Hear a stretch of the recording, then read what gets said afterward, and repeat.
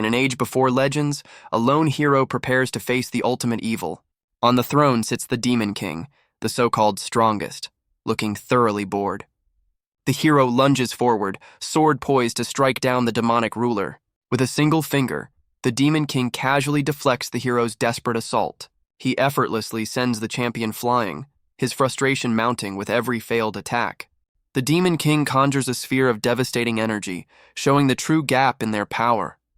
Even so, the hero screams in defiance, refusing to yield to his fated rival. An overwhelming torrent of dark magic is unleashed, engulfing the entire throne room.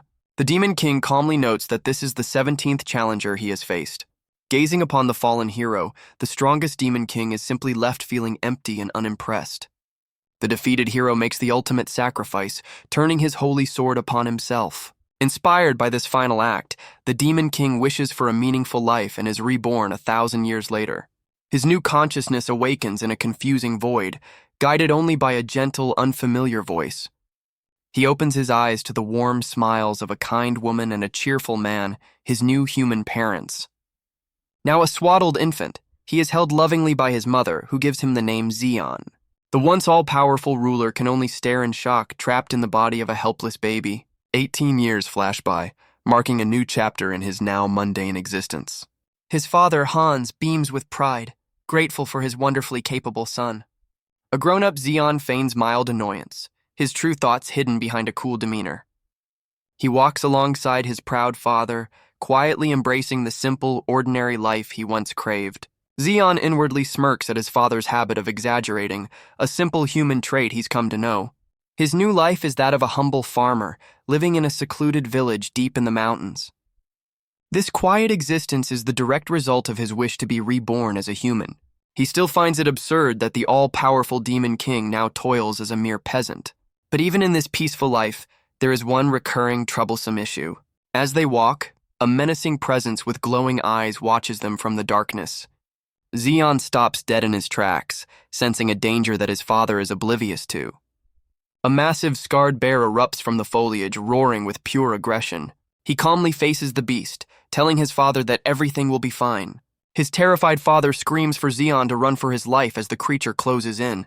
Zeon casually extends 2 fingers, confusing the ferocious beast with a simple gesture. With a flick of his fingers, he sends a tiny, invisible projectile hurtling toward the creature. The massive bear is instantly neutralized, leaving his father utterly speechless at the impossible sight. Later that evening, the family prepares for a special meal back at their cozy home. The troublesome issue from the forest has now become a sizzling, mouth-watering steak. Zeon's eyes sparkle with anticipation as his mother, Fiona, happily serves the bear steak. His father devours the meal with pure delight, while his mother lovingly adds more sauce. She gives Zeon a heartfelt smile, thankful for the unexpected bounty he provided. The family shares a laugh at the dinner table, with his father jokingly suggesting dragon meat for their next meal. Zeon savors the taste, internally admitting that this simple, delicious meal is no joke at all. He reflects on his childhood, where his superhuman feats like outrunning horses and catching giant fish constantly amazed his parents. Back in the present, he happily accepts another serving, admitting that his mother's cooking is a highlight of this new life. Sipping his drink, Zeon smugly acknowledges that his innate power makes everything in this mundane world ridiculously easy. His father beams with pride, once again marveling at just how incredibly strong his son is.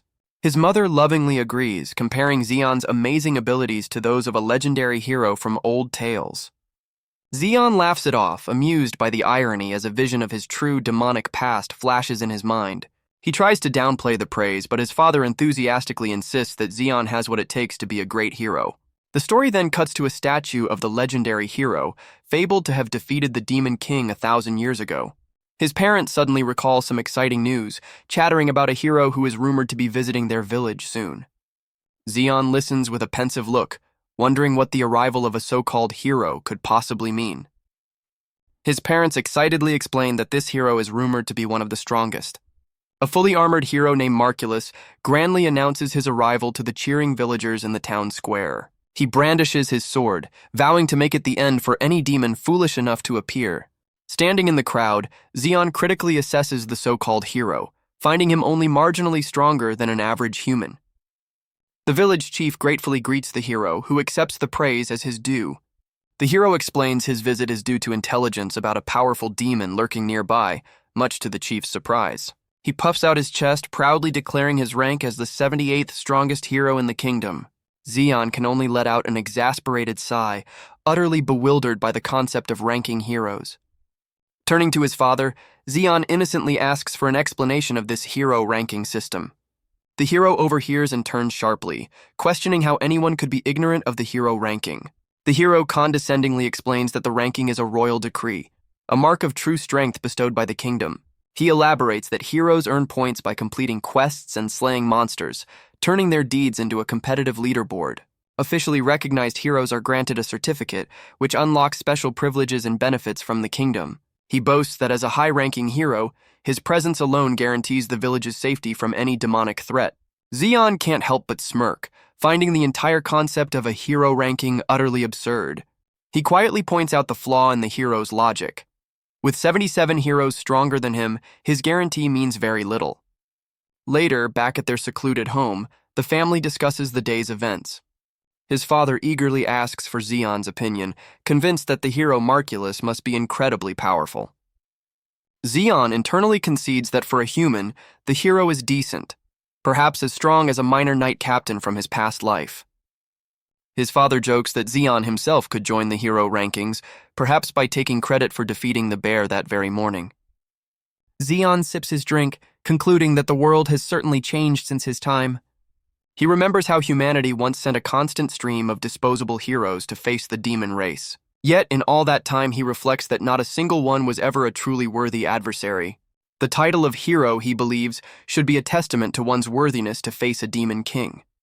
Shaking off his thoughts, he puts on a smile and changes the subject with his father. He cheerfully claims that following his father's advice has made him feel much better.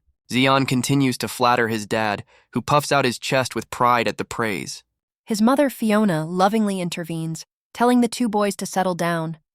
She presents another delicious-looking dish, reminding them to eat while the food is still warm. Zeon lets out a subtle, knowing chuckle, much to his father's complete confusion. Zeon happily digs into his meal, putting the thoughts of heroes aside for now. He realizes that in his current life, there are far more important matters to attend to. The next day, he's out in the fields, inspecting his impressive pumpkin harvest. He proudly credits his own brilliant decision to change the fertilizer for this success. Zeon confidently assesses his perfectly grown pumpkin, certain it would fetch a high price in the capital. He flashes a triumphant grin, recalling his 8-year struggle to finally master the art of farming like his father. Yet a smug look crosses his face as he admits he still can't surpass his father, who possesses a secret technique. A diagram explains this human technique, crossbreeding different plants to create superior, hardier offspring. This seemingly mundane agricultural practice is dramatically revealed as selective breeding. Zeon's eyes widen in horror as he discovers his father's secret ingredient, a jar labeled deadly poison filled with monstrous creatures. He's shocked to realize his father's farming method is actually a forbidden art, even among demons. He flashes back to his father proudly winning a farming competition with his selectively bred sweet potatoes. He pushes aside thoughts of heroes and their rankings, deciding they hold no interest for him now. He proudly plants a sign for Zeon's field, embracing his new, meaningful purpose in life. Wiping his brow with a grin, he finds himself genuinely enjoying the deep complexities of vegetable cultivation. A few days later, his pumpkin patch is shown to be thriving, a testament to his efforts. But his peaceful harvest is violently interrupted as a monstrous claw smashes his sign to splinters. A towering armored demon emerges, roaring triumphantly as it addresses the humans. The monster, calling itself Demon Dragon Dedros, proclaims it has conquered the village for the Demon King's army. The demon spots the unfazed Zeon amidst the pumpkins and demands to know who this strange human is. Zeon's eyes narrow, his gaze fixed on the splintered remains of his field sign. The demon dragon looms over him, demanding to know why a mere human dares to stand in its way. Just then, his parents arrive on the scene, screaming in absolute terror for their son's life. But before the demon can act, the hero Marculus leaps in, ordering Zeon to get back. He brings his sword down with all his might, but it merely sparks against the demon's impenetrable hide. The beast scoffs at the feeble attempt, completely unfazed by the hero's so-called ultimate attack. A flicker of disbelief registers behind the hero's helmet as his confidence instantly crumbles. With a single contemptuous blow, the demon sends the kingdom's 78th strongest hero crashing to the dirt. Zeon remains perfectly still as his parents watch in horror, their supposed savior now utterly defeated. Lying broken on the ground, the hero can only muster the strength to warn the young farmer to run. The demon dragon scoffs at the fallen hero, mocking the pathetic strength of this backwater region. Zeon quietly examines a piece of his shattered sign, his anger simmering beneath the surface. The monster cackles maniacally, promising to utterly obliterate the boy as a warning to others. It proudly proclaims its title, Demon Dragon Daedros, one of the 72 pillars serving the Demon King Nal. Zeon smirks, completely unfazed by the demon's lecture on the weakness of the human race. The demon channels dark lightning into its claws, preparing to unleash a devastating attack. A torrent of dark energy erupts from its claws, a move designed to tear its target to shreds. But with a single, nonchalant punch, Zeon completely shatters the demon's ultimate technique. The demon's face contorts in agony as the impact sends it hurtling backward, its tough armor shattering. Zeon simply stands there, his fist still smoking, looking completely exasperated by the interruption. He calmly asks who gave the demon permission to cause a ruckus on his farm. Back at home, Zeon discovers an official-looking document on the table, a hero certificate. He reads that his actions have been officially recognized, rocketing him to the 38th spot in the hero rankings. While his parents erupt in joyous disbelief, Zeon remains completely unfazed by the news.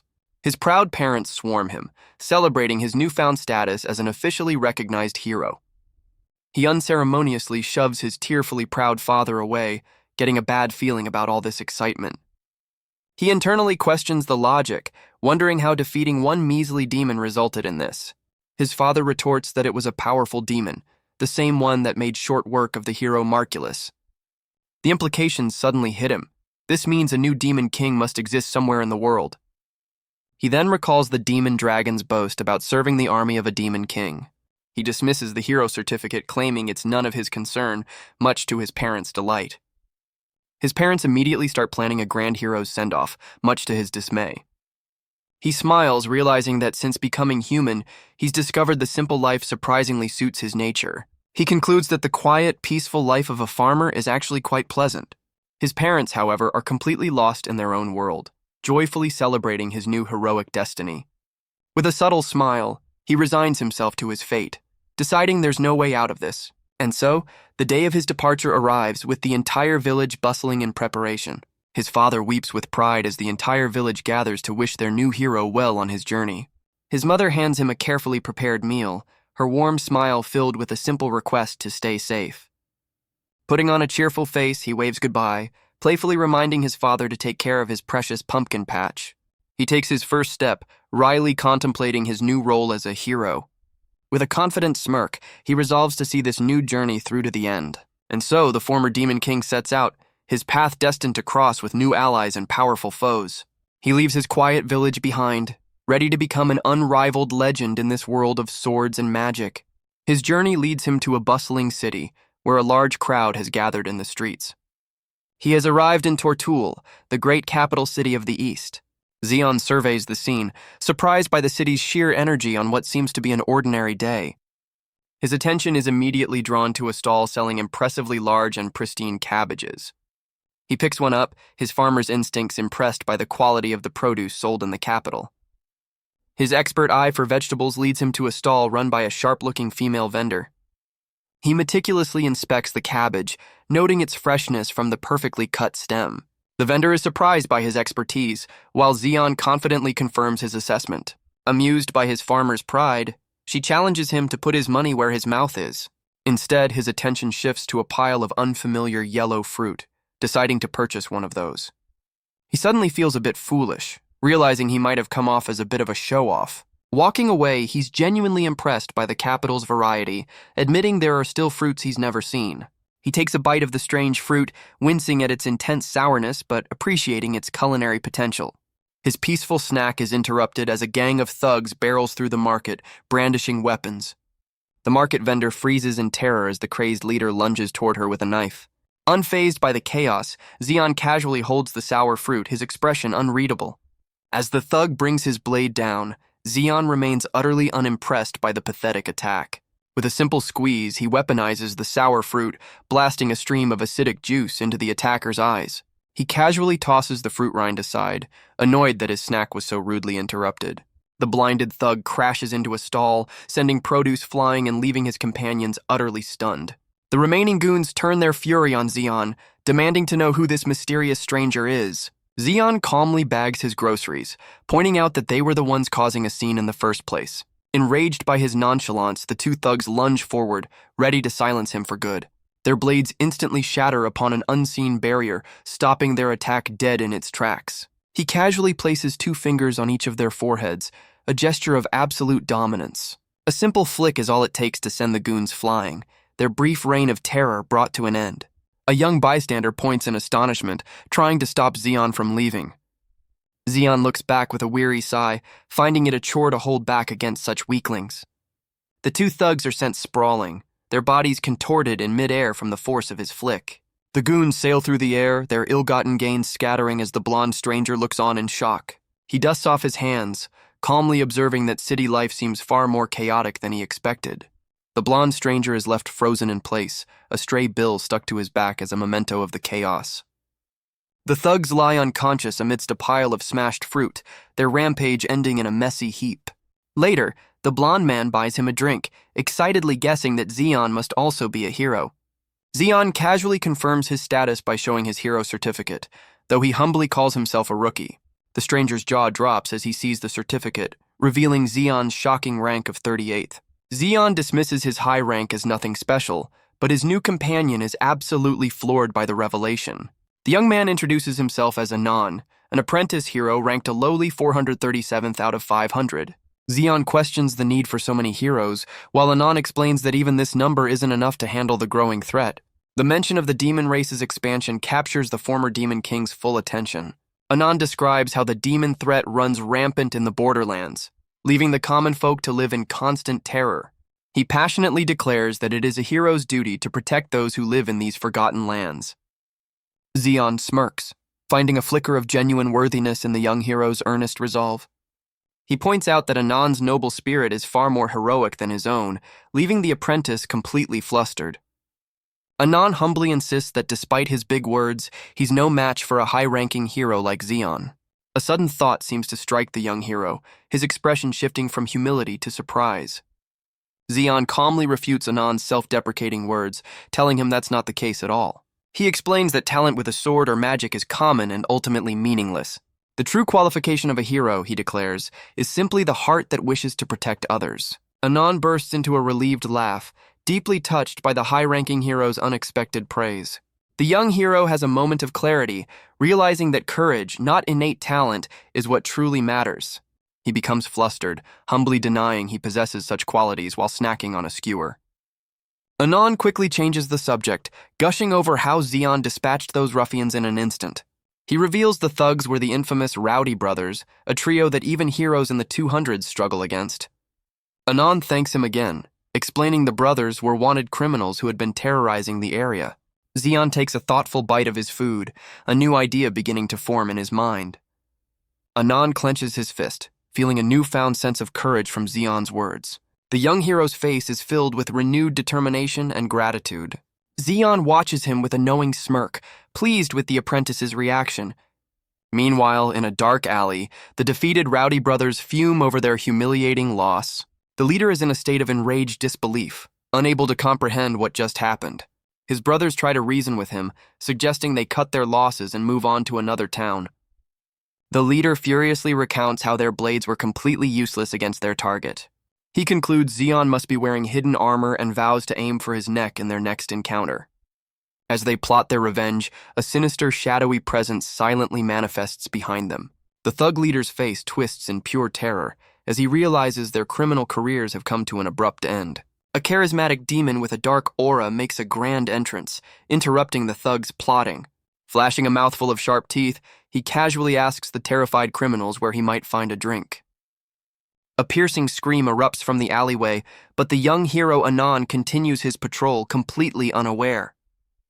Just as Zeon departs, the scream catches Anan's attention, who realizes the trouble is coming from the plaza. The young hero arrives to a grim scene, finding the thugs' bodies drained and surrounded by a sinister dark aura. The elegant demon stands over the fallen thugs, his shadowy power swirling around him as he relishes in their despair. The demon looks on with disdain, disappointed by the lackluster quality of his recent meal. To test another vintage, he casually strikes down a fleeing citizen with a spear of dark energy. Leaping into action, Anan intercepts the deadly projectile with his bare hand, stopping it in its tracks. A look of pure shock crosses Anan's face as he instantly recognizes the immense power of a high-ranking demon. The remaining thugs scream in terror, recognizing the grim fate of their brothers in the plaza. The demon savors their fear, finding their despair a delightful appetizer. His gaze then falls upon a young woman, noting her as his next potential victim. He declares that a truly satisfying meal requires a certain ambiance of terror. Anan shoves the woman to safety, just as a spear of dark energy strikes the ground where she stood. He checks on the woman, who is frozen with fear and unable to move. The demon looms over them, annoyed that this boy dared to interfere with his hunt.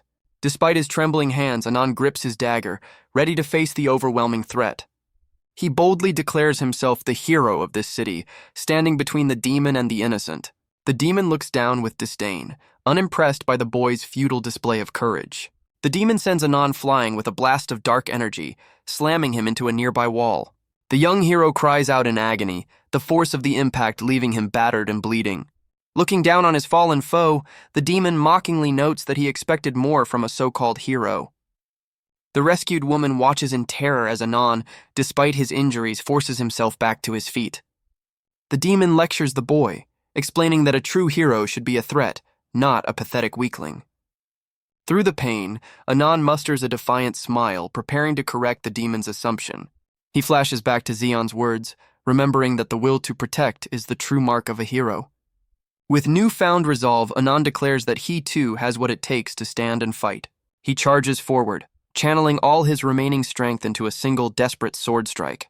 His attack is effortlessly stopped by the demon's shadowy power, leaving the young hero to reel back in shock.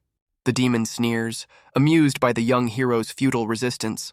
Anan reels back in shock, realizing his desperate strike failed to even scratch the monster. As the woman rushes to his side, the demon mockingly offers the fallen hero a single, free strike. It then reveals a terrifying legion of lesser demons swirling beneath it, a testament to its true power.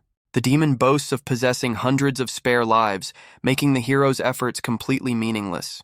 With a flick of its wrist, it condescendingly agrees to entertain the boy's courage. It flashes a sinister grin, giving the gentleman hero one final chilling warning. The terrified woman can only watch as Anan, despite his injuries, finds the will to glare back. The demon then presents a cruel ultimatum: sacrifice the woman's life in exchange for his own. But Anan rises once more, defiantly refusing to back down and shielding the innocent woman behind him. The demon lunges forward, ready to strike down the defiant young hero.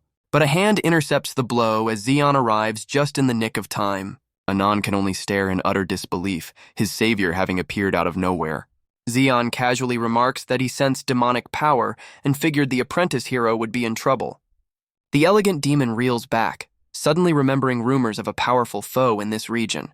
He's completely stunned that his ultimate attack was effortlessly blocked by a bare hand. Zeon's gaze hardens, his eyes locking onto the demon with a chilling intensity.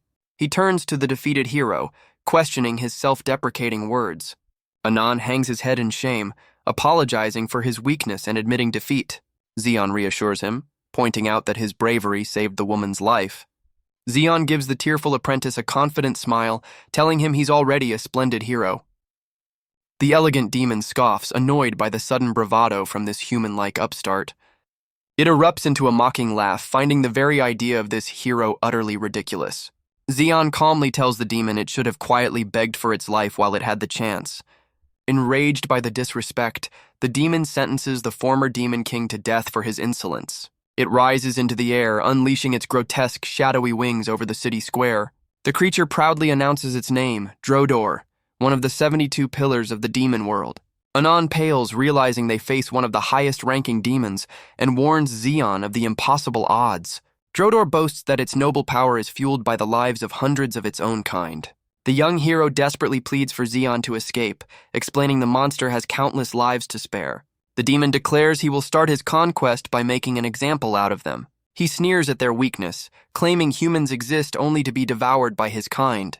To Anan's horror, the demon begins to absorb its own shadowy underlings. The lesser demons writhe as they are forcibly fused into their master's form. This grotesque fusion transforms Drodor, wrapping his body in a new dark power. He reveals his new form, a living armor forged from the lives he just consumed. Empowered by the sacrifice, he hurtles forward to unleash his newfound strength. But his devastating charge is stopped dead by a single hand placed casually on his face. Zeon calmly assesses the demon's power, remarking that in a past life he might have recruited him. The demon is left utterly bewildered, unable to comprehend the human's strange comment. Zeon's expression hardens, deciding this pest has made his new life a little too uncomfortable. With a single, devastating punch, he obliterates the demon's armor of stolen souls. The demon's face contorts in agony and disbelief, unable to process what just happened. Its shadowy form disintegrates into nothingness as Anan watches in stunned silence. The hundreds of lives the demon had consumed are all extinguished in a single moment. The apprentice hero is left speechless, witnessing a power that defies all logic. Zeon calmly explains that the demon's fatal mistake was underestimating its opponent. He then corrects the creature, revealing its true error was far more profound. The demon finally understands its folly, realizing it has challenged the one true demon king. Later, Anan shakes his hand, offering his heartfelt thanks before they part ways. The young apprentice declares Zeon a benefactor to the entire city, and especially to him. Zeon humbly brushes off the praise, insisting he's done nothing to deserve such gratitude. Inspired, Anan vows to one day become a splendid hero who can stand as Zeon's equal. When asked about his next destination, the former demon king admits he has no particular plans. A thoughtful look crosses Zeon's face as he considers his next move on this unplanned journey. Anan excitedly suggests he visit Anantale, the capital of the East, a city famed for its scale and cuisine. The name of the city piques Zeon's interest, giving him a potential new destination. The apprentice hero reveals there's another major reason to visit the bustling capital. He explains that Anantale is the current residence of the kingdom's 7th-ranked hero. This powerful individual is a champion officially recognized and titled by the royal palace itself. Anan reveals this hero is the famed Melia of the Scorching Flames, a warrior of immense power. The scene cuts to the hero Melia, who looks thoroughly unamused by the chaos surrounding her. The news concerns the recent defeat of two powerful demons, Dedros and Drodor. At the kingdom's headquarters, a council receives a shocking report about these two high-ranking demons. When asked for an update, the presenter notes that while their heroes are fighting hard, a problem has arisen. She reveals with a grim expression that both powerful demons were defeated by a single, newly registered hero. The council members erupt in disbelief, finding it impossible that one person could take down two of the 72 pillars. The presenter identifies the hero as Zeon Ishtar, an 18-year-old with no prior record of heroic deeds. The council struggles to accept the report, but the evidence clearly states he acted alone. The woman reminds them that the 72 pillars are foes that even the most elite titled heroes find difficult to subdue. The presenter suggests the only other explanation is that the report is a complete fabrication. She notes that one of the demons, Drodor, was infamous for his immortality, making the report even more suspect. Yet the evidence is clear. This supposedly unkillable demon was publicly defeated by the mysterious newcomer. Her gaze turns serious as she considers the true nature of the hero known as Zeon Ishtar. The council theorizes he could be a spy sent by the demons masquerading as a human. The presenter reveals their intelligence tracks Zeon heading directly for Anantale, the capital of the East. One councilman erupts, declaring this a potential crisis for the kingdom if the boy is truly a threat. However, a calmer, more calculating member of the council sees this as a perfect opportunity. He confidently suggests they can leave this problem to her, certain she can handle the situation. The scene shifts to the sprawling city of Anantale, where this mysterious individual resides. The council's plan relies on the hero of Scorching Flames, Melia, who resides in the capital. Meanwhile, Zeon arrives at the local Heroes Guild, contemplating his sudden jump in rank. A cheerful receptionist congratulates him, announcing the newly updated hero rankings to the bustling hall. Uninterested in his rank, Zeon cuts to the chase, asking how he can accept a quest. The receptionist's jaw drops in disbelief as she sees his certificate, revealing he's now ranked 17th in the kingdom. With his travel funds dwindling, Zeon decides to take Anan's advice and earn some money through quests. The receptionist enthusiastically explains the quest board, which features everything from royal decrees to simple village tasks. She clarifies that the guild serves not just heroes, but all adventurers and treasure hunters. Zeon spots a request to find a lost cat, questioning if such a mundane task is truly a hero's work. He surveys the crowded hall, understanding now that it's a hub for all kinds of adventurers, not just official heroes. Zeon correctly deduces that higher-ranked quests must offer far greater rewards. The receptionist confirms that with his current rank, he's eligible for the most difficult S-rank quests. His simple request for a top-tier mission sends a ripple of shock through the entire guild hall. A boisterous laugh from behind interrupts him, leaving the former Demon King momentarily confused. A cocky, muscular adventurer mocks the idea of a rookie attempting an S-rank quest. The brawny adventurer gets in Zeon's face, warning the newcomer to watch his tone. He proudly introduces himself as Captain Solid, the 87th ranked hero and a big shot in this town. Zeon's completely unimpressed expression infuriates the man's onlooking lackeys. The captain condescendingly assumes Zeon is just a clueless kid from a backwater village. He then lectures the former Demon King, explaining that S-rank quests are far too difficult even for titled heroes. The captain smugly declares that a rookie hero has no business even mentioning S-rank quests. Zeon's gaze turns cold, calmly daring the man to repeat his condescending words. The captain's lackeys erupt in laughter, mocking Zeon for being a country bumpkin. A sudden, overwhelming pressure stops the captain in his tracks, a bead of sweat rolling down his face. Recovering his bravado, the captain grabs Zeon's face, questioning if the rookie wants a fight. He demands Zeon bow his head like an unharvested crop, but the former Demon King remains unimpressed. Enraged by the lack of fear, the captain swings a mighty punch, intending to teach him a lesson.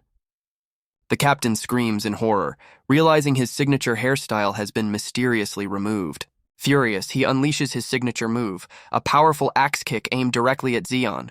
But his devastating attack is stopped cold, leaving the receptionist and his crew completely stunned. Zeon effortlessly stops the massive axe with just 2 fingers, leaving the captain in utter disbelief. The former Demon King calmly assesses the captain's form, finding it somewhat respectable for a human.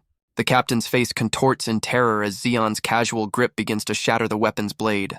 With a condescending smirk, Zeon suggests the arrogant hero should start his training over from scratch. A single flick sends the brawny hero flying backward, crashing clean through the guild hall wall.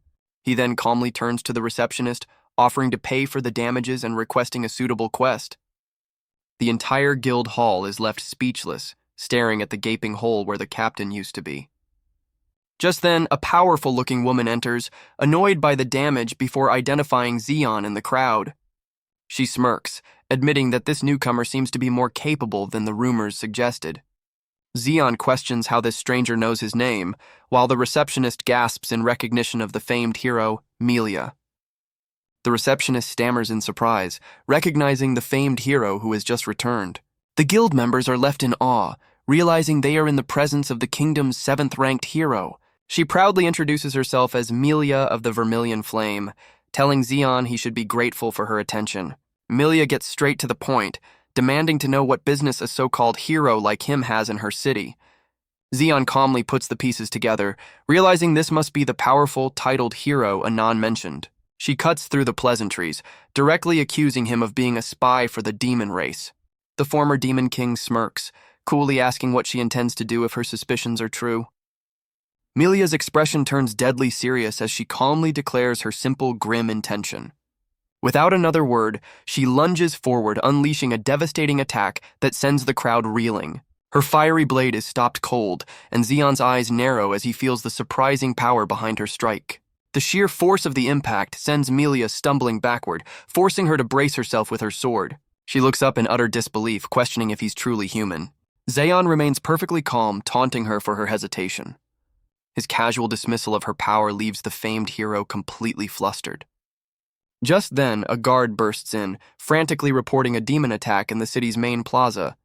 She glares back at Zeon, ordering him to stay put before turning to face the new crisis. Her eyes narrow as she delivers a chilling ultimatum, promising his immediate demise if he dares to move. The former Demon King is momentarily taken aback, a flicker of surprise crossing his face. With her warning delivered, she blurs into motion, rushing out to confront the invading demons. Leaping across the city, she's perplexed by his passive response, noting that he didn't even try to resist her. He analyzes her attack, realizing she completely held back her true power. Zeon scratches his neck, wryly considering that getting executed would surely devastate his mother. He sits down with a sigh, unimpressed by the famed hero's strength and wondering what the fuss was about. Meanwhile, in the city plaza, Captain Solid's crew is confronted by a bizarre barrel-shaped monster. The single monster is quickly revealed to be just one of an entire army swarming the square. The two adventurers are completely surrounded, realizing they are hopelessly outnumbered by the strange creatures. They curse their bad luck, wishing Melia or even their defeated captain were there to help. The barrel bots suddenly unleash a volley of sharp projectiles, catching the adventurers off guard. The projectiles pin their clothes to the ground, leaving them completely immobilized and at the mercy of the strange army. A flamboyant, well-dressed man appears, striking a pose as he addresses the captured heroes. The flamboyant man lets out a triumphant cry, his face contorted in a wide, unsettling grin. He introduces himself as Elytra, one of the 4 demon emperors, declaring that captured heroes make for excellent raw materials. The two adventurers stare in disbelief, trying to process the bizarre and terrifying scene unfolding before them. 2 grotesque, reanimated figures shamble forward, clearly the horrific results of the demon's previous experiments. Elytra critiques his own handiwork, lamenting the low quality of his current subjects while craving more powerful heroes. One of the adventurers recognizes the tattered cloak on a monster, realizing it belonged to a hero who recently vanished. The demon's forces close in, leaving the pinned adventurers completely surrounded and with no hope of escape. With a chilling smile, Elytra declares that failure is just an opportunity to find new, more readily available materials. He snaps his fingers, issuing a chilling command to his grotesque creations. The demon emperor gestures grandly, ordering his monstrous army to advance and eliminate the helpless adventurers. The adventurers brace themselves as the army of barrel bots closes in, their fate seemingly sealed. But just as the monsters attack, a fiery blur cuts through the air, deciding to smash them all. The demon emperor's smug expression falters, a bead of sweat betraying his sudden unease. A massive pillar of flame erupts from the ground, instantly incinerating the entire army of barrel bots. Melia stands amidst the smoldering remains, confidently promising there's more where that came from. The demon emperor, however, reacts with ecstatic delight, finding the display absolutely excellent. He recognizes her instantly, identifying the famed hero of scorching flames with glee. Melia is taken aback by his bizarre, over-the-top praise. Elytra erupts in joyous laughter, thrilled to have found such a magnificent specimen for his collection. The hero looks on with concern, questioning the demon's strange and unsettling behavior. He proudly reveals his identity, Elytra G. Goblin, the mad scientist of the 4 demon emperors. The demon emperor unleashes a barrage of sharp mechanical appendages toward the hero. Melia gracefully weaves through the deadly assault, his projectiles missing their mark. In a flash, she closes the distance, severing one of his mechanical limbs with a clean strike. The demon emperor recoils, shocked that the hero managed to land a blow. The hero's eyes narrow, realizing she's facing a high-ranking executive of the Demon King's army. She smirks, completely underwhelmed by the supposed power of a demon emperor. With her sword glowing, she warns the demon not to take her lightly. Her defiance only fuels his manic delight, finding her spirit absolutely magnificent. He reveals his trump card, standing atop a colossal, grotesque golem that erupts from the plaza floor. The demon emperor declares his intent to turn the famed hero into his next research subject. The hero steels herself, recognizing the true, grotesque nature of the monster before her. The golem's grotesque face is revealed to be a fusion of his past victims, a sight that horrifies the hero. He boasts that his masterpiece is forged from the bodies of 210 heroes, and she will be the final component. Filled with rage at the desecration of her fellow heroes, she roars his name in defiance. Her righteous fury only fuels his manic excitement, the prospect of capturing her thrilling him. The golem's eye suddenly charges, preparing to unleash a powerful energy beam, catching Melia off guard. Its mechanical eye locks on, firing a concentrated beam of destructive energy straight toward the hero. The hero is stunned as the powerful blast narrowly misses her, completely demolishing a city tower instead. From within his grotesque mech, the demon emperor mockingly applauds her for dodging the attack. The demon emperor considers it a small price to pay, deciding to focus on his new target. With a confident smirk, she dares him to dodge, knowing the city will pay the price. She channels her power, preparing to unleash a devastating fire-based sword technique. The golem fires another powerful beam, but this time the hero doesn't flinch. The demon unleashes his ultimate attack, a concentrated beam of pure energy. She meets the attack head-on, slicing through the energy beam with her enchanted blade. The demon emperor reels in shock as she effortlessly overpowers his ultimate move. Her fiery slash continues unabated, aimed directly at the grotesque golem. The sheer force of the collision sends the hero flying backward, crashing hard against a wall. The demon emperor is thoroughly impressed, finding her ability to counter his attack absolutely excellent. The hero struggles to her feet, shocked that she could be pushed this far. The demon emperor flashes a sinister grin, reassuring her that she'll make a fine addition to his collection. She looks at the terrified citizens, realizing the entire city will fall if she fails. The demon emperor is momentarily confused as the hero begins to glow with a strange new energy. She defiantly declares she won't be defeated, her body now radiating with immense power. The demon emperor looks on in disbelief, unable to comprehend the source of her sudden power surge. She prepares to unleash a final, desperate attack, ready to sacrifice her own life for victory. With a confident smirk, she warns him not to underestimate the hero of scorching flames. But a sudden footstep interrupts her charge, bringing the entire confrontation to a halt.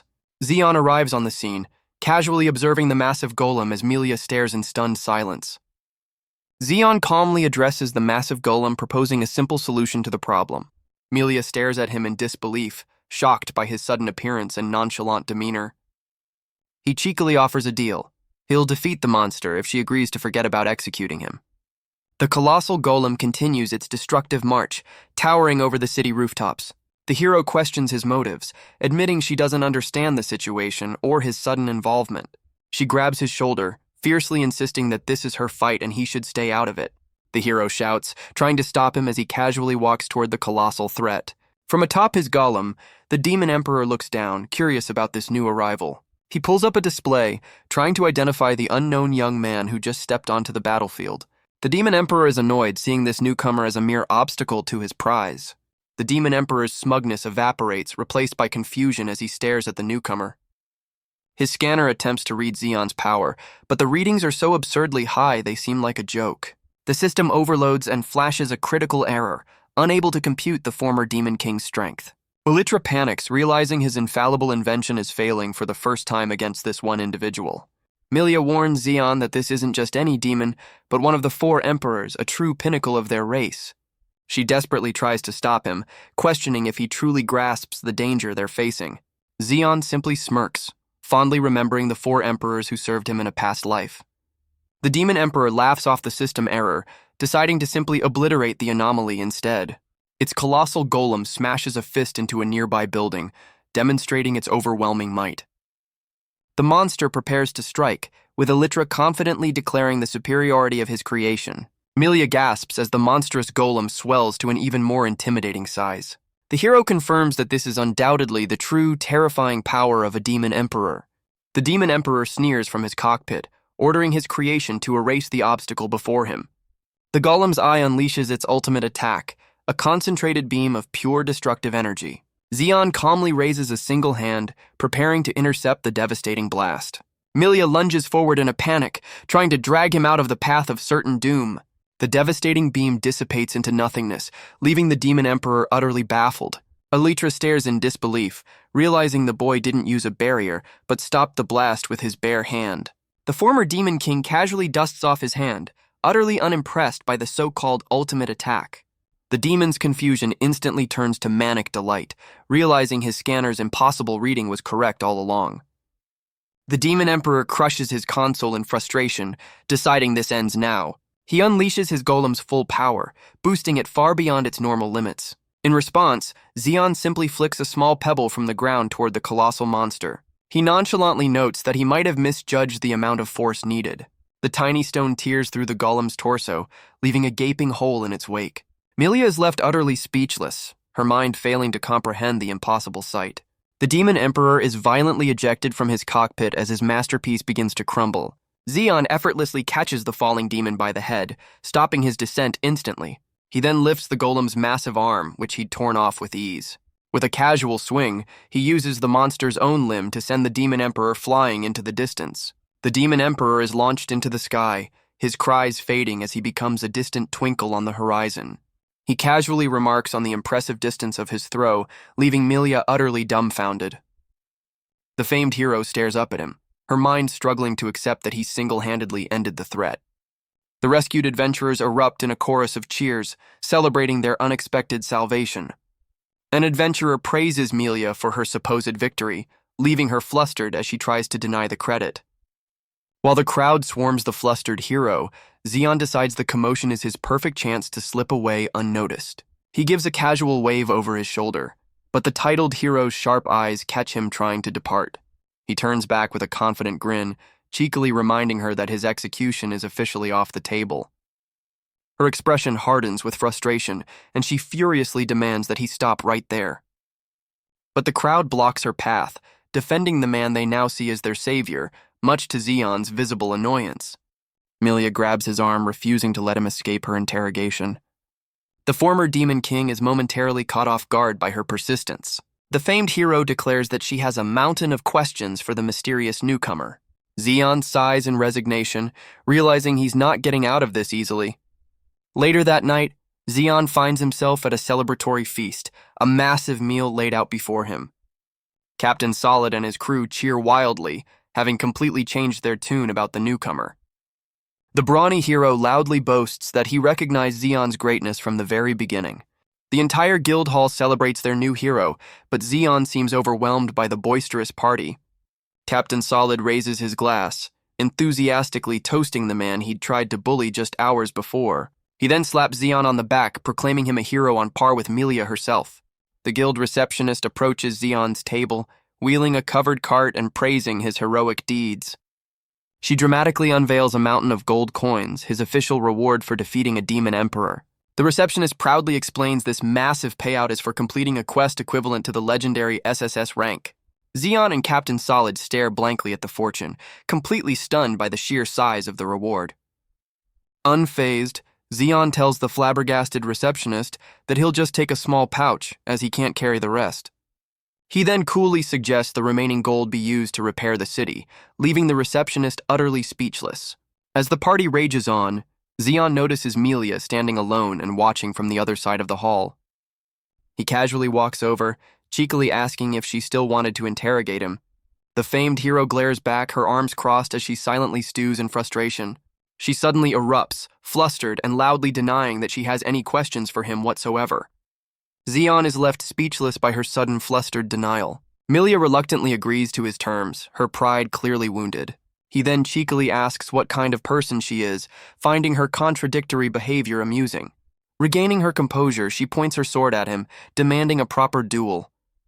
The two heroes face off in the city square, with the rest of the guild watching in anticipation. Captain Solid and his crew are utterly confused by the sudden challenge between the city's top heroes. Melia declares that their previous fight doesn't count, and that she'll claim a true victory now. With a confident smirk, she warns him that she won't be holding back this time. The former Demon King simply smiles, finding the complexities of human pride endlessly amusing. He confidently accepts her challenge, ready to put the arrogant young hero in her place. Melia unleashes a powerful slash, but her fiery blade strikes nothing but empty air.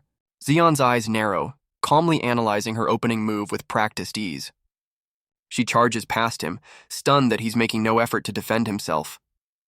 The former Demon King casually catches her flaming sword strike with his bare hand. He realizes her attack was just a decoy, a mere puppet made of flames. Melia appears behind him, unleashing her true attack with a triumphant roar. But her full power strike is stopped cold as Zeon effortlessly pins her to the ground. A single gentle tap to her forehead sends a shockwave cratering the stone beneath her. He calmly notes that the tables have now turned in his favor. The famed hero can only stare in disbelief, utterly defeated by his casual display of power. He smiles down at the defeated hero, admitting he's made a decision about her reckless challenge. The former Demon King declares the match over, the shattered ground a testament to his victory. But before he can stand, Melia suddenly grabs his face, pulling him down toward her. The famed hero stuns him with a sudden, unexpected kiss. The entire guild hall erupts in a collective gasp of disbelief at the shocking turn of events. Zeon is left completely frozen as the titled hero holds him close. She pulls back with a confident blush, admitting she was terrified when he first saved her. The hero explains that his overwhelming power has completely captured her heart. With stars in her eyes, Melia boldly proposes marriage to the stunned former demon king. Zeon can only stare back, utterly speechless and unable to comprehend her sudden declaration. Zeon tries to walk away, but Melia clings to his arm, demanding an answer to her proposal. The next day, the two are seen traveling together outside the city.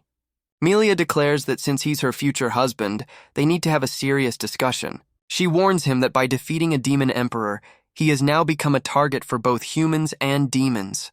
The hero explains that rumors of his power will undoubtedly reach even the highest-ranking heroes in the kingdom. When she asks about his plans, Zeon reveals he's decided to head to the royal capital. His serious demeanor vanishes as he gets excited about all the shopping he can do in the capital. He daydreams about buying souvenirs for his parents, much to Melia's deadpan disbelief. The hero's expression turns serious as she contemplates the desperate state of their world. Looking at his back, she realizes that this strange, powerful man might be the one person who can actually change their fate.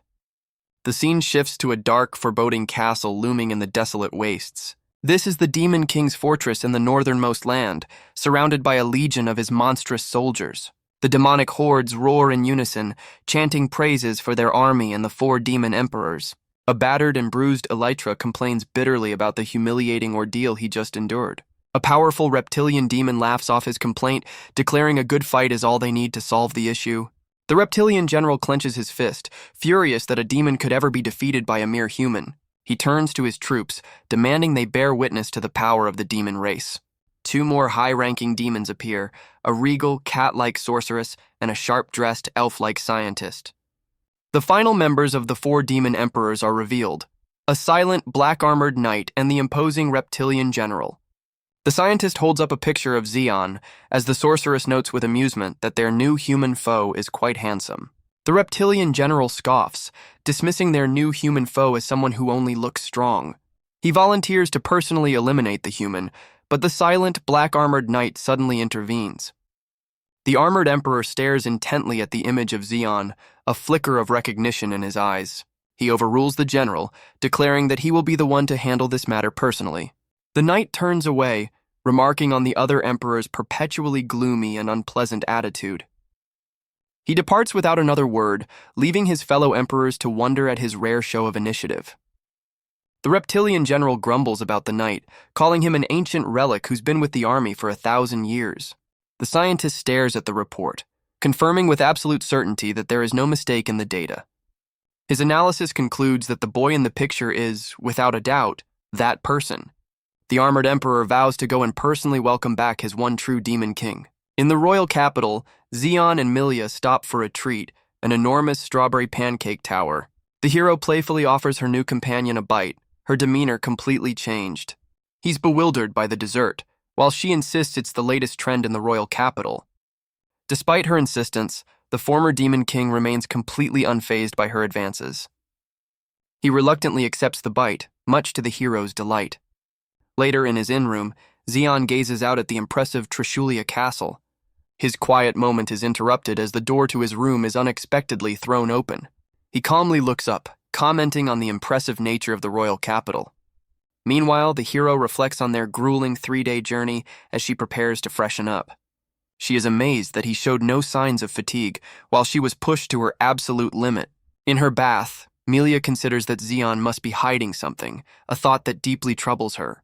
She's confused as to why he hasn't made any move on her, finding his lack of interest perplexing. The hero finds it unbelievable that even with the door unlocked, he's made no attempt to approach her. A sudden panicked realization strikes her as she reaches for the door to his room. She bursts in, still in a towel, and immediately accuses him of being a spy for the demons. Her accusation then shifts, demanding to know why he didn't try to peek before realizing she's in his room. Zeon calmly reads a newspaper, oblivious to her outburst, noting his village didn't have them. He stands up, still engrossed in the paper, while a fuming Melia stands behind him in disbelief. The hero lets out a cry of pure, unadulterated frustration at his complete lack of reaction.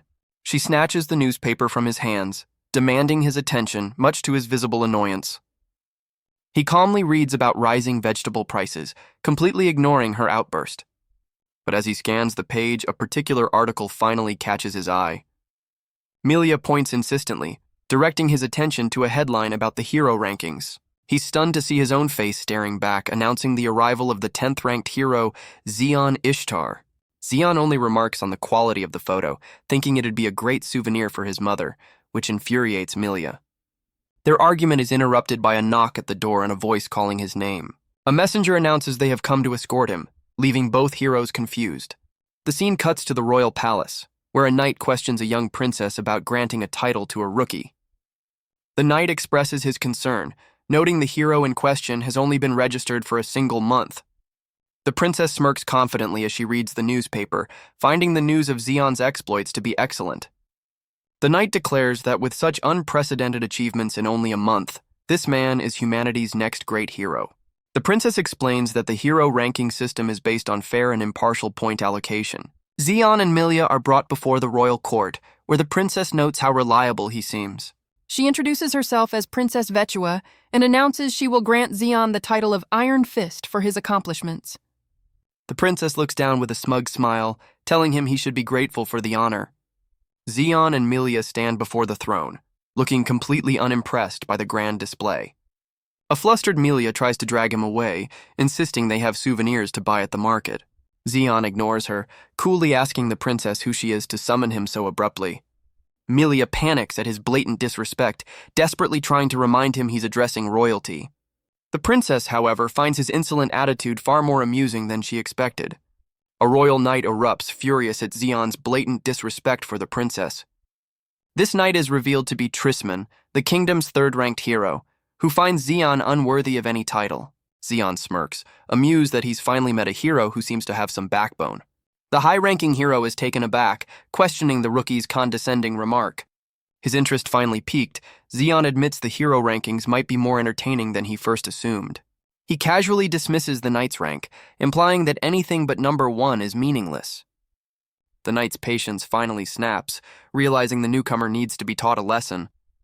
Deciding the insolent rookie needs to be taught some manners, he unleashes his sacred sword, Excalion.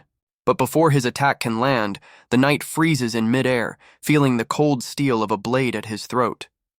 Zeon now holds the knight's own sword, coolly asking if this is the best the kingdom's third strongest hero can muster. Zeon examines the blade, recognizing it as the hero's famed sacred sword. He finds the knight's initial strike amusing, considering it a decent warm-up.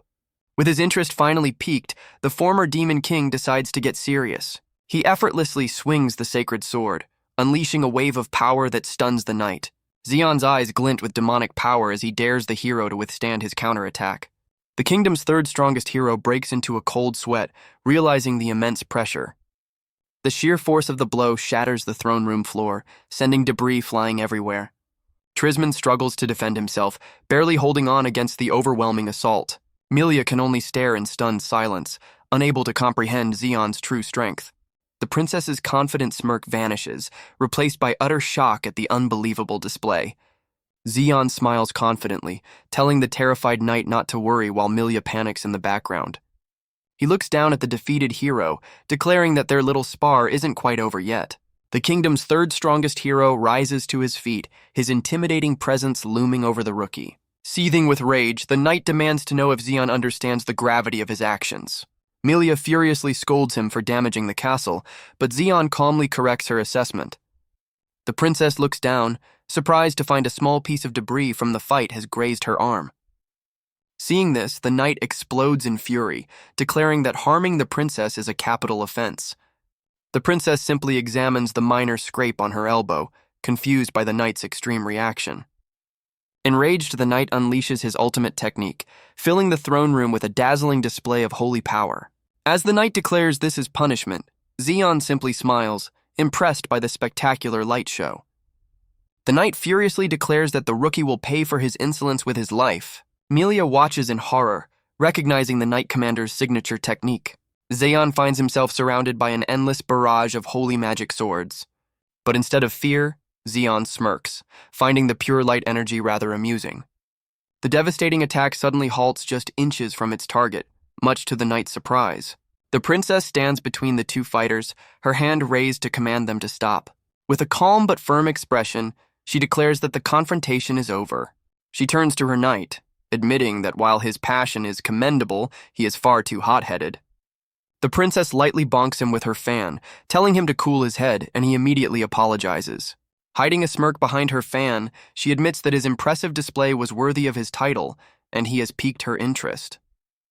Zeon stares blankly at the official document, completely unfazed by the royal decree.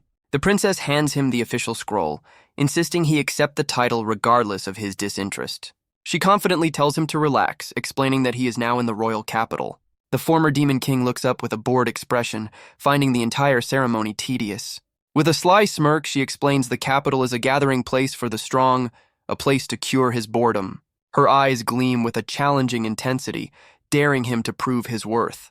The two stare each other down, a silent challenge passing between the princess and the former Demon King. A slow smile spreads across Zeon's face as he finally seems to grasp her true meaning. But his excitement is for the free food he'll get, leaving the princess stunned and Melia mortified. As they walk away, Melia scolds him for his behavior, while he casually dismisses her concerns. Her frustrated shout echoes through the capital streets. She lectures him on his complete lack of social graces, refusing to accept his future wife claims. Melia looks at the crude map he's holding, questioning if this is really where he plans to live. The hero stares at the simple drawing with a look of utter disbelief. He brushes off her concerns, noting that the princess's challenge has made the capital seem more interesting. They arrive at their destination, with Zeon looking thrilled and Melia appearing horrified. Standing before a rundown building, she asks if he's truly satisfied with this choice. The hero gives him a smug look, sarcastically complimenting his excellent taste. They both stare up at the dilapidated, vine-covered building that is apparently his new home. Zeon proudly boasts about its prime location, just 2 minutes from the Royal Plaza, while Melia remains silently appalled. He leads her through a narrow passage, excitedly pointing out another feature of his new home.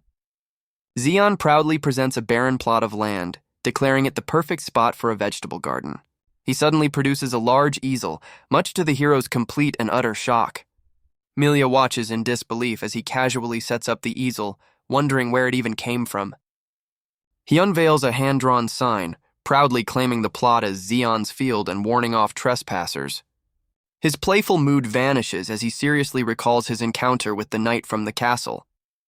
Zeon acknowledges that the sacred sword user was genuinely powerful, comparable to the heroes of old. He realizes with interest that if that man was only ranked third, 2 even stronger heroes must exist. A small, confident smile spreads across his face, clearly intrigued by the new challenge. Meanwhile, Melia looks at a notice for vacant rooms, thoughtfully considering the one next to Zeon's. Zeon turns to Melia, remarking that life in the capital seems to be getting quite interesting. But his calm demeanor shatters as he recoils in utter disbelief at a nearby shop display. He clutches his head, unable to process the sheer absurdity of what he's seeing. The former Demon King is genuinely shaken, admitting this is a sight he truly feared. He realizes this is the first time in his 2 lifetimes that he has been so utterly shocked. The source of his horror is revealed, a single melon priced at an astronomical 30,000 gold. He mentally calculates that 1 melon cost the same as 8 entire crates of his village's potatoes. The former Demon King fumes at the outrageous prices, realizing this must be what royalty considers a snack. Despite his outrage, he walks away with a small purchase as the shopkeeper thanks him profusely. With a wry smile, he concludes that the royal capital certainly doesn't lack for worthy opponents. He walks away with his small, expensive purchase, unable to resist the temptation. The former Demon King smiles, eager to witness the true power of the royal capital. He heads back to his new home, considering his recent reconnaissance an important part of his mission. Arriving at his door, he prepares to enjoy his treat, only to be greeted by an enthusiastic voice. Melia appears in a frilly apron, offering him a choice between dinner or a bath. She then blushes, suggestively offering herself as a third, more personal option. Zeon flatly rejects all her offers and promptly slams the door in her bewildered face. Inside, he happily prepares to eat his prized melon, ignoring her furious pounding on the door. As he enjoys his snack, Zeon calmly wonders what on earth is wrong with the hero. Elsewhere, Melia consults a romance guidebook, completely baffled as to why her advances were rejected. Zeon casually points out that her room is right next door, questioning her presence at his table. She deflects, asking about his future plans as he calmly enjoys his expensive melon. While she savors the fruit, he playfully teases her, leaving the hero momentarily confused by his comment. Melia's demeanor turns serious, explaining that titled heroes are in a league of their own. She reminds him that the princess's decree officially makes him a top-ranking hero in both name and reality. The hero lectures him on the great responsibilities that accompany the privileges of his new rank. He nonchalantly agrees, understanding that a title is far more than just a name. She lists the benefits of his status, from massive rewards to audiences with the royal family. Zeon smiles, acknowledging the perks but correctly guessing there's a significant catch. Her eyes narrow with deadly intent, declaring that a titled hero is never permitted to flee a battle. Zeon completely ignores her serious lecture, instead marveling at how delicious his expensive melon is. He nonchalantly asks if a strategic retreat is still on the table, finding a loophole in her rule. The hero begrudgingly concedes his point, admitting that tactical withdrawals are sometimes necessary. Her frustration boils over as she insists he lacks the fundamental mindset of a true hero. He then praises her own resolve, remembering how she fearlessly stood to protect the city. Caught off guard by the compliment, she blushes and admits she's glad he's the first titled hero she's met. Her composure shatters as she gets flustered, demanding to know the meaning behind his sudden praise. Regaining a bit of her confidence, she playfully asks why he's chosen to act like a hero now. She puffs up with pride, boldly declaring her own greatness while he remains completely unfazed. He calmly explains he never asked for the title, only receiving it after dealing with some demons in his village. She admits that while she knows he's strong, he doesn't have the bearing of a true hero. He ponders her words, admitting he's always had a question about the nature of heroes. He recalls his past life, where humans would stand against him despite having no chance of victory. He remembers them as a fragile race, yet they would always rise to face him no matter how many times they fell. He was always fascinated by their unwavering determination in the face of certain defeat. This unending defiance sparked a deep-seated curiosity within the former Demon King. He reveals with a smile that his true goal is simply to understand what it means to be human. His unexpected and profound answer leaves the hero completely flustered and speechless. She snaps out of her daze, demanding to know what he's talking about, but he just brushes her off. A sly, confident smile spreads across her face as she prepares to change the subject. She playfully offers to show him everything he wants to know, much to his flustered refusal. He ignores her and prepares to clean up, but she slams her hand on the table to stop him. As he washes his cup, she furiously demands to know if he's even listening. He turns with a serious expression, his patience clearly wearing thin. Meanwhile, back at the palace, the princess and her knights survey the throne room's wreckage. The princess ascends the broken steps, noting a lingering heat from the battle. Her knight apologizes for the damage, confirming he's already tended to her minor injury. She laughs it off, finding the entire situation rather convenient for her plans. The princess then asks her knight how he's feeling after his unexpected defeat. The kingdom's third strongest hero smiles, admitting he's intrigued by the newcomer. The princess laughs, asking her knight what he thinks of the disrespectful newcomer. Tisman admits that while he doesn't like Zeon, he can't deny his power. The knight concedes that the rookie is undeniably strong, perhaps even stronger than himself. Her smile widens, realizing that for her knight to say that, they've truly found someone special. The knight grows flustered by her amusement, while the princess continues to laugh at his expense. She winks playfully, suggesting they should all try to get along, though she clearly has other plans. Their conversation is cut short as a guard suddenly drops to his knees before them. The guard rushes in, sweating and panicked, with an urgent report for the royal court. He announces with terror that a demonic force has appeared at the capital's main gate. The princess and her knight are both stunned, their light-hearted mood instantly shattered by the news. Royal knights scramble to defend the gate, prioritizing the evacuation of civilians. A determined commander rallies his men, swearing they will hold the line no matter the cost. His soldiers brace for impact, but their fear is palpable as the enemy draws near. The human defense is instantly shattered as the soldiers are effortlessly cut down. A massive demonic hand casually snaps a spear, mocking the soldiers' futile resistance. A lone demonic knight stands over the fallen, laughing at the weakness of the capital's forces.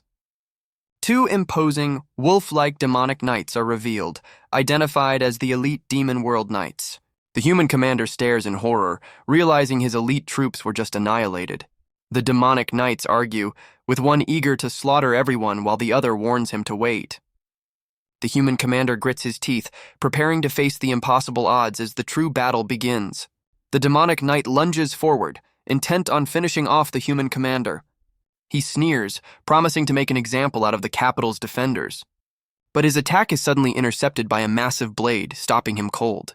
The kingdom's third strongest hero, Tisman, glares at the stunned demon, demanding to know its business. The demon knight recoils in shock, recognizing the famed hero standing before him. The beleaguered human soldiers look on in awe as their knight commander arrives on the scene. The demon's surprise turns to rage, realizing he's now facing the kingdom's third-ranked hero. His partner, however, grins with delight, seeing this as a golden opportunity for a worthy fight. The second knight introduces himself as Mistral, wielder of the great sword. His companion, Astra of the strong arm, reveals they are members of the elite demon world knight order. The demonic knights declare this a battle between their kind and humanity. Tisman calmly challenges them to a contest to see which side's knights are truly stronger. The two demons lunge forward with frenzied glee, eager for a fight to the death. But in a single blinding flash, both elite demons are instantly defeated. The hero looks down coldly, questioning their audacity to mock the title of knight. The defeated demon can only register that they were taken down in one effortless blow. He declares that those who don't understand the code of chivalry are unworthy of calling themselves knights. The human commander stares in awe, realizing he just witnessed two high-ranking demons fall in an instant. He's left completely overwhelmed by the sheer power of the kingdom's third strongest hero. Tisman lets out a calm breath, the fight already over and his absolute victory secured. The human commander kneels, profusely thanking the hero for his timely intervention.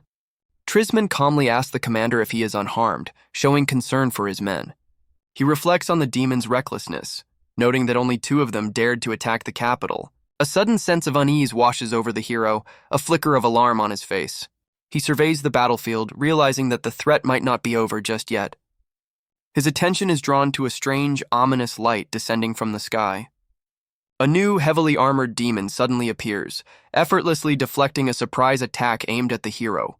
The imposing figure announces its arrival, its presence far more menacing than the previous demons. Before Tisman can react, the armored demon lands a devastating blow, catching him completely off guard. The demon follows up with a powerful swing of its weapon, launching the kingdom's third strongest hero through the air. The kingdom's hero grits his teeth, barely managing to block the demon's crushing blow. Tisman is driven back, the sheer force of the impact shattering the stone beneath his feet. The armored demon leans in, ordering the hero to stand aside with chilling authority. It dismisses the terrified human soldiers, declaring it has no business with them. The knight reveals its one true purpose, to facilitate the return of its one true demon king. Elsewhere, Zeon calmly pats down the soil in his new garden plot. Melia watches in confusion as he plants the seeds from his expensive melon, questioning his sudden interest in farming. The hero continues her charm offensive, playfully asking about his favorite foods. She consults a romance guidebook, scheming new ways to capture the former demon king's heart. Meanwhile, back at the capital gate, the ground lies shattered from the force of the battle. Tisman faces the imposing armored demon, recognizing the immense threat standing before him. He breaks into a cold sweat, confirming the ominous aura belongs to a truly powerful foe. The hero realizes with dread that he's facing one of the legendary 4 demon emperors. Their blades clash, and Tisman immediately feels the overwhelming force of his opponent. The demon emperor ignores the fight, demanding to know the whereabouts of its king, leaving Tisman confused. As the demon presses its attack, the hero realizes it will cut down anyone who gets in its way. Tisman grits his teeth, stunned by a level of power far beyond what he ever anticipated. The two warriors exchange a flurry of blows, their high-speed clash echoing through the capital's gate. The demon emperor gathers a terrifying dark energy into its twin blades, preparing a devastating strike. A sudden movement catches Tisman's eye, and he looks back in alarm, spotting civilians nearby. He spots a terrified father and child trapped in the crossfire, unable to escape. The demon emperor unleashes its devastating dark energy, intent on annihilating everything in its path. With no other choice, Tisman braces himself to intercept the full force of the deadly attack. The hero is violently thrown back, the sheer power of the blast overwhelming his defense. The human commander can only cry out in horror, watching his champion get overpowered. The demon scoffs at the hero's weakness, mocking his need to protect the city's inhabitants. It dismisses the civilians' lives as worthless, declaring nothing will stop its king's return. But just as the hero braces for the end, a mysterious splash of water hits his face. The demon emperor's terrifying attack is suddenly doused and neutralized by an unseen force. The mighty demon kneels in a puddle, utterly bewildered as to why its master would intervene. Tisman watches in confusion as the mighty demon emperor suddenly collapses, overcome with emotion. The armored knight clutches its chest, reminiscing about a legendary demon king from a bygone era. Its grip tightens as it recalls the ultimate power of its perfect and absolute former master. Elsewhere, Zeon looks back, sensing the strange disturbance and feeling a sense of unease.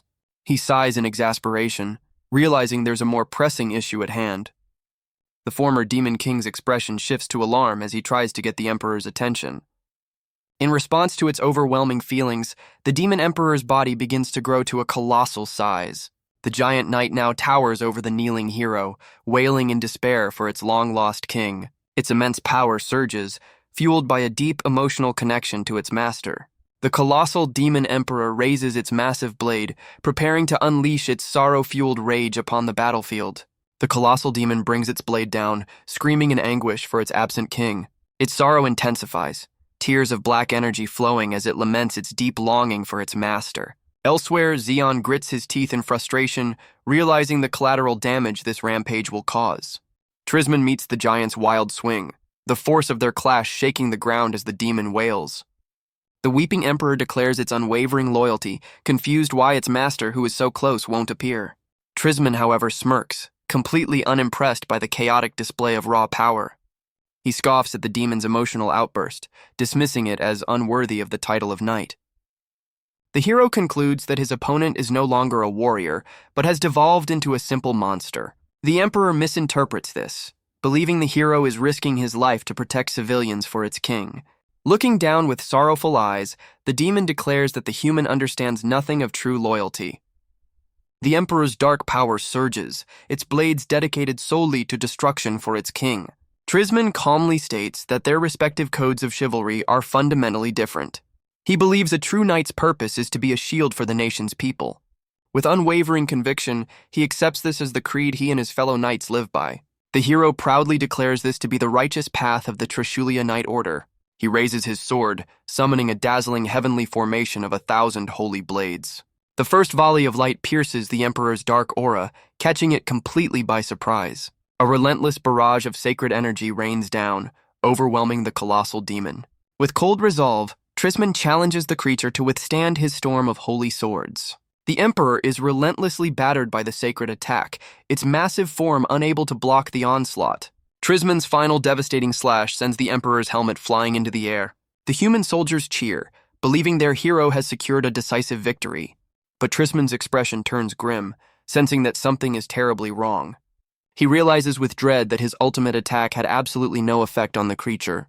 The hero braces himself as the Emperor's shadowy form retaliates with a vicious counter. The demon's body reforms, its true monstrous nature now fully unleashed. It unleashes a wave of pure destruction, carving a massive trench through the capital. The shockwave tears through the nearby buildings, leaving only rubble in its wake. The human commander can only stare in horror, realizing the situation is now a complete catastrophe. Tisman grits his teeth, knowing he can't allow this unrestrained monster to rampage through the city. The Emperor's severed head dissolves into a black, viscous substance, letting out a silent, agonizing wail. Its monstrous body begins to regenerate, the dark energy coalescing back into an even more terrifying form. Tisman watches intently, a bead of sweat on his brow as he confirms his dreadful suspicions. He realizes that despite his devastating attack, the creature's head was merely severed, not destroyed. The hero correctly identifies his foe's true nature as a legendary headless knight, a Dullahan. He recalls ancient legends of a supreme Dullahan, one who possesses a head that should not exist, and realizes he's facing it now. The Emperor's attention is suddenly drawn to the hero's gleaming blade, sensing its immense power. The demon hesitates, ordering the human hero to wait as it processes this startling new development.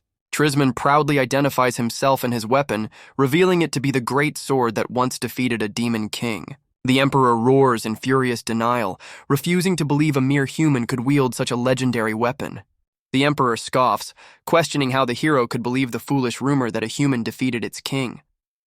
Tisman's expression hardens, realizing the demon is referring to the legendary hero who supposedly vanquished the Demon King. The creature seethes, insisting its master would never fall to a mere human, let alone the common folk. It demands to know what cowardly trick was used to tarnish its king's name, its form swelling with rage. The Emperor's severed head wails in despair, blaming the hero for its master's continued absence. Fueled by grief and rage, the monstrous body lunges forward, intent on destroying the hero. The hero takes a firm stance, realizing he must end this now before the entire capital is destroyed. Suddenly, a massive vortex of fire erupts, completely engulfing the charging demon in a surprise attack. The intense flames swirl with incredible power, a technique designed for absolute annihilation. Elsewhere, Melia returns from grocery shopping, completely oblivious to the chaos she just unleashed. The hero scolds Tisman for the delay, telling him to deal with the monster so her dinner won't be ruined. The Demon Emperor's head dissolves in the flames, surprised by the relentless assault. Her eyes narrow with resolve, declaring she has no intention of holding back. She unleashes her ultimate technique, a massive flaming dragon that engulfs the battlefield. The Emperor's head melts away, lamenting its foolishness for underestimating her power. Melia admits her own weakness, but her expression shows a newfound determination. She leaps into the air, ready to deliver the final blow to the dissolving creature. With a bright smile, she declares that knowing love has made her a completely different person. She channels her burning passion, creating a massive ring of fire around her. The hero unleashes a devastating barrage of flaming blades, completely annihilating her target. Tisman stares in disbelief as the demon's form begins to disintegrate from her fiery assault. He recognizes with a start that Melia's power is now on a completely different level than before. Seeing a chance for victory, the Knight Commander eagerly offers his assistance in the fight. The two heroes launch a pincer attack, striking the monstrous shadow from both sides. Their blades slice through the dark energy in a perfectly synchronized assault. The creature writhes in silent rage, its shadowy form twisting under their relentless attacks. Its unstable body begins to swell, unable to contain the combined force of the two heroes. Suddenly, a constellation of holy light appears, piercing the darkness and revealing its core. Tisman's eyes widen as he finally spots the creature's true weakness within the light. He unleashes his ultimate heavenly slash, targeting the 7 points of light for a final decisive blow. Melia shouts in triumph, overjoyed that their combined assault was a complete success. The Demon Emperor's massive armored body crumbles into dust, its reign of terror finally over. The human soldiers cheer with relief as the suffocating demonic aura completely vanishes from the air. Melia rushes to Tisman to praise his skill, but he humbly admits he couldn't have won without her help. She puffs up with pride, playfully boasting that victory was guaranteed the moment she arrived. Tisman's light-hearted mood fades as he seriously considers the nature of the demons they just fought. He suddenly breaks into a cold sweat, a look of dawning horror spreading across his face. As the Emperor's remains smolder, its final thoughts are of regret for its emotional rampage. Their victory is cut short by the arrival of a new, menacing figure with a stitched neck and a sinister smile. The mysterious newcomer looks down on them with condescending amusement, acknowledging their strength. The newcomer scoffs, dismissing the heroes as utterly unimpressive. Tisman cries out in alarm as the demon makes a sudden, aggressive move.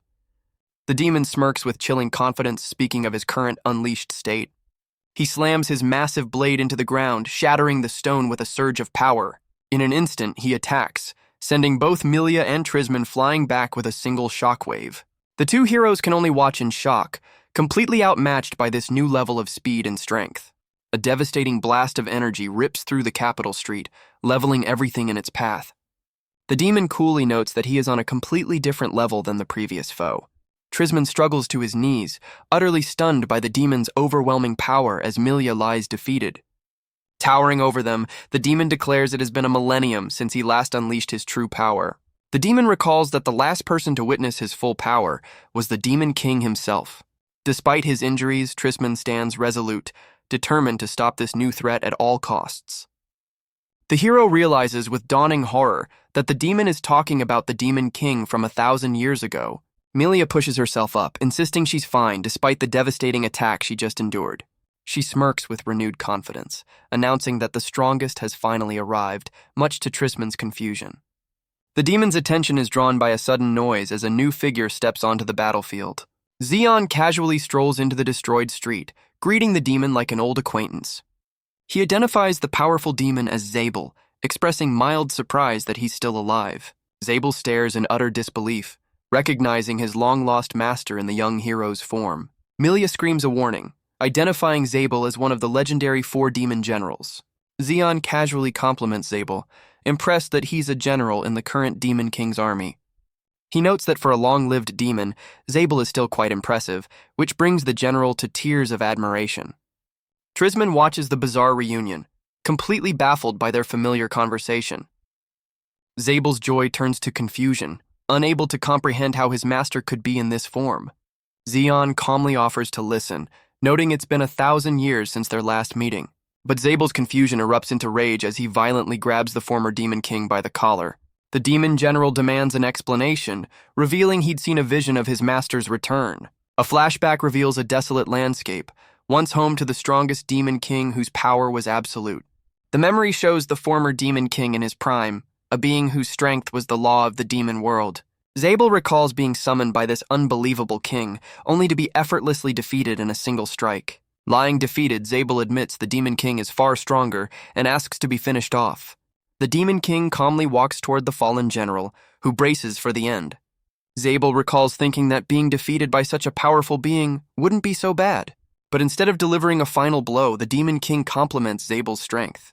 The defeated general is taken aback, finding his conqueror's response truly magnificent. With a confident smile, the Demon King offers the general a place by his side as a subordinate. Zable remembers how every demon swore their unwavering loyalty to this new king. He recalls how the Demon King's incredible charisma united all living things under his command. The flashback ends, and Zable's grip on Zeon tightens with overwhelming emotion. He glares at the human before him, unable to reconcile this form with the legendary king he served. Zable trembles with confusion, demanding to know the identity of the person before him. His confusion erupts into rage as he lunges forward, screaming his denial. But Zeon effortlessly stops the blade with one hand, calmly complimenting his general's improved skill after a millennium. Enraged, Zable swings again, but Zeon dodges with ease as the sword shatters the ground behind him. The general is left completely stunned, questioning how this boy can possess such genuine, overwhelming power. Zeon smiles, admitting he doesn't fully understand either, but reveals he was the one who wished for this outcome. He tries to empathize, but Zable furiously rejects his explanation, refusing to accept the situation. The demon general glares with absolute conviction, insisting his true master would never accept such a fate. He declares that for 1,000 years he has lived for the sole purpose of his king's revival. Zable's face twists in anguish, shouting that he can't accept his master returning in the form of a lowly human. Zeon's expression hardens as he realizes Zable sees him as a mere human hero. The demon general erupts in a furious torrent of dark energy, refusing to accept this reality. But Zeon moves first, landing a decisive blow that cuts through the demon's rage. Melia shouts in alarm, shocked that he's once again escalating the situation. Zable screams his denial, his loyalty blinding him to the truth standing before him. Zeon clutches his head in annoyance, completely fed up with his former general's tantrum. He swiftly chops the powerful demon on the head, knocking him to the ground to shut him up. The former Demon King casually flicks his loyal general away, effortlessly demonstrating his superior power. Zable sits stunned on the ground, utterly baffled by his master's dismissive and casual display of strength. Zeon turns away, coldly informing his subordinate that he has no intention of ever being their Demon King again. He calmly acknowledges his general's unwavering loyalty, realizing Zable never forgot him. The former king offers his subordinate a new path forward, but only if he's willing to accept it. He then issues a shocking command, daring Zable to strike him down to prove his conviction. The demon general is left completely stunned, unable to process his master's bizarre request. Zable's confusion erupts into a furious resolve, warning his master that he will regret his words. Yet through his rage, a tearful smile appears as he accepts his king's selfish nature. The general unleashes a devastating attack, his demonic energy flooding the entire area. The two heroes can only watch in awe, completely stunned by the overwhelming power on display. Melia stares in utter disbelief, unable to comprehend the insane turn of events. Both heroes are left speechless, realizing they are witnessing a battle far beyond their understanding. Zeon calmly watches as Zable's colossal attack descends, threatening to obliterate everything. The The general unleashes a devastating killing blow, forged from a millennium of loyalty and despair. Zable roars, pouring 1,000 years of pent-up emotion into this single desperate strike. He puts everything on the line, determined to prove his conviction to his former master. The storm of dark energy, a technique of absolute destruction, barrels towards the lone hero. But Zeon merely smiles, his eyes gleaming with excitement as he prepares to meet the challenge. He clenches his fist, ready to accept the full weight of his general's 1,000-year-long devotion. With a confident grin, the former king decides to reward this loyalty by responding with his own full power. The onlookers can only stare, recognizing this as the legendary strike that once dominated the world. Zeon unleashes his own attack, a single punch meant to counter the world-ending power of his general. The former king meets his general's gaze, his expression one of absolute confidence. The general finally understands, recognizing the undeniable power of his one true king. He rushes into the heart of the attack as colossal bones rise from the earth to form a cage. Zable can only stare as his devastating attack is effortlessly shattered by a single punch. His fist remains clenched, a testament to the overwhelming power contained in a single strike. The mighty general stumbles back, his stance broken by the sheer force of the counterattack. Zeon stands unfazed, casually dismissing the cataclysmic clash as if it were nothing. Zable finally concedes defeat, a pained yet joyful smile revealing he was wrong to ever doubt his king. He joyfully concludes that from the very beginning, his master's true nature never changed. Overcome with emotion, the loyal general collapses, reaching for his one true king. The defeated general reaches out, acknowledging that his king's true nature hasn't changed at all. Zable finally collapses at his master's feet, his 1,000-year-long battle finally over. Zeon's eyes flicker with a complex emotion, the weight of the past millennium settling in. The chaos subsides as Melia and the royal knights finally arrive on the scene, calling his name. She immediately questions his connection to the demon, noting their strangely familiar conversation. Her questions are forgotten as she suddenly embraces him, overjoyed by his incredible power.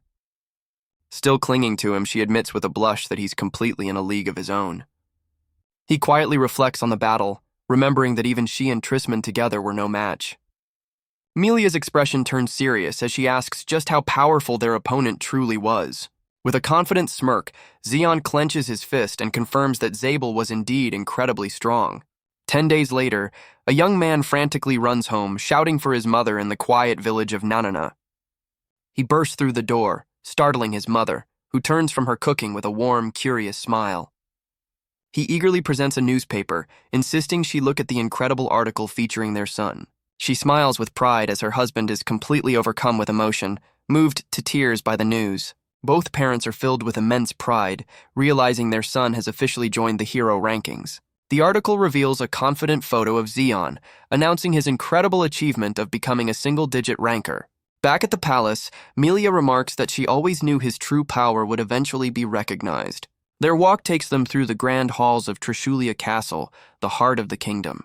Now officially ranked 5th, Zeon of the Iron Fist, he runs into another hero who is surprised by his rapid rise in the ranks. Despite the honor, he seems completely annoyed by the new obligations that come with being summoned to the castle. Melia lectures him to behave, reminding him that all eyes are on him now. She takes a breath, her hand on the door handle, preparing to enter the meeting. The massive doors swing open, revealing the chamber where the kingdom's elite have gathered.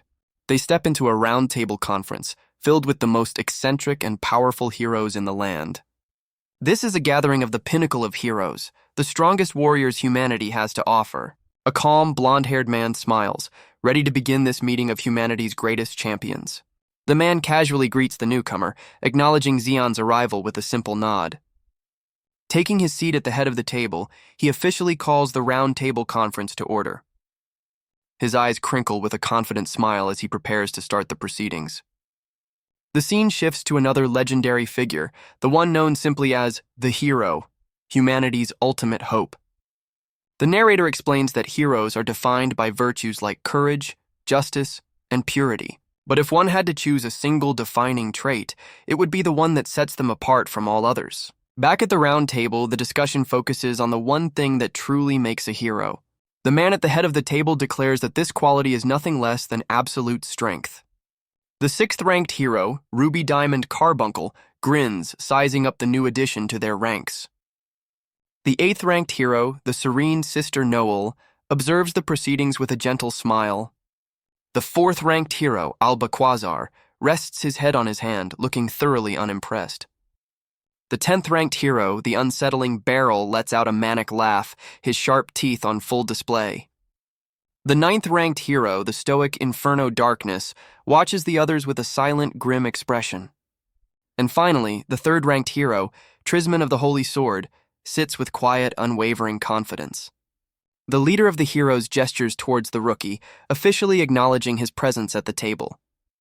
Melia formally introduces him as Zeon Ishtar, a name that catches him slightly off guard. The man is revealed to be the 1st-ranked hero, Mr. World, humanity's strongest warrior. Zeon sizes up the kingdom's #1 hero, a flicker of recognition in his eyes. Beryl, the 10th-ranked hero, greets the rookie with a sinister grin, telling him not to be shy. The unsettling hero licks his lips, making a strange comment that leaves Zeon visibly disturbed.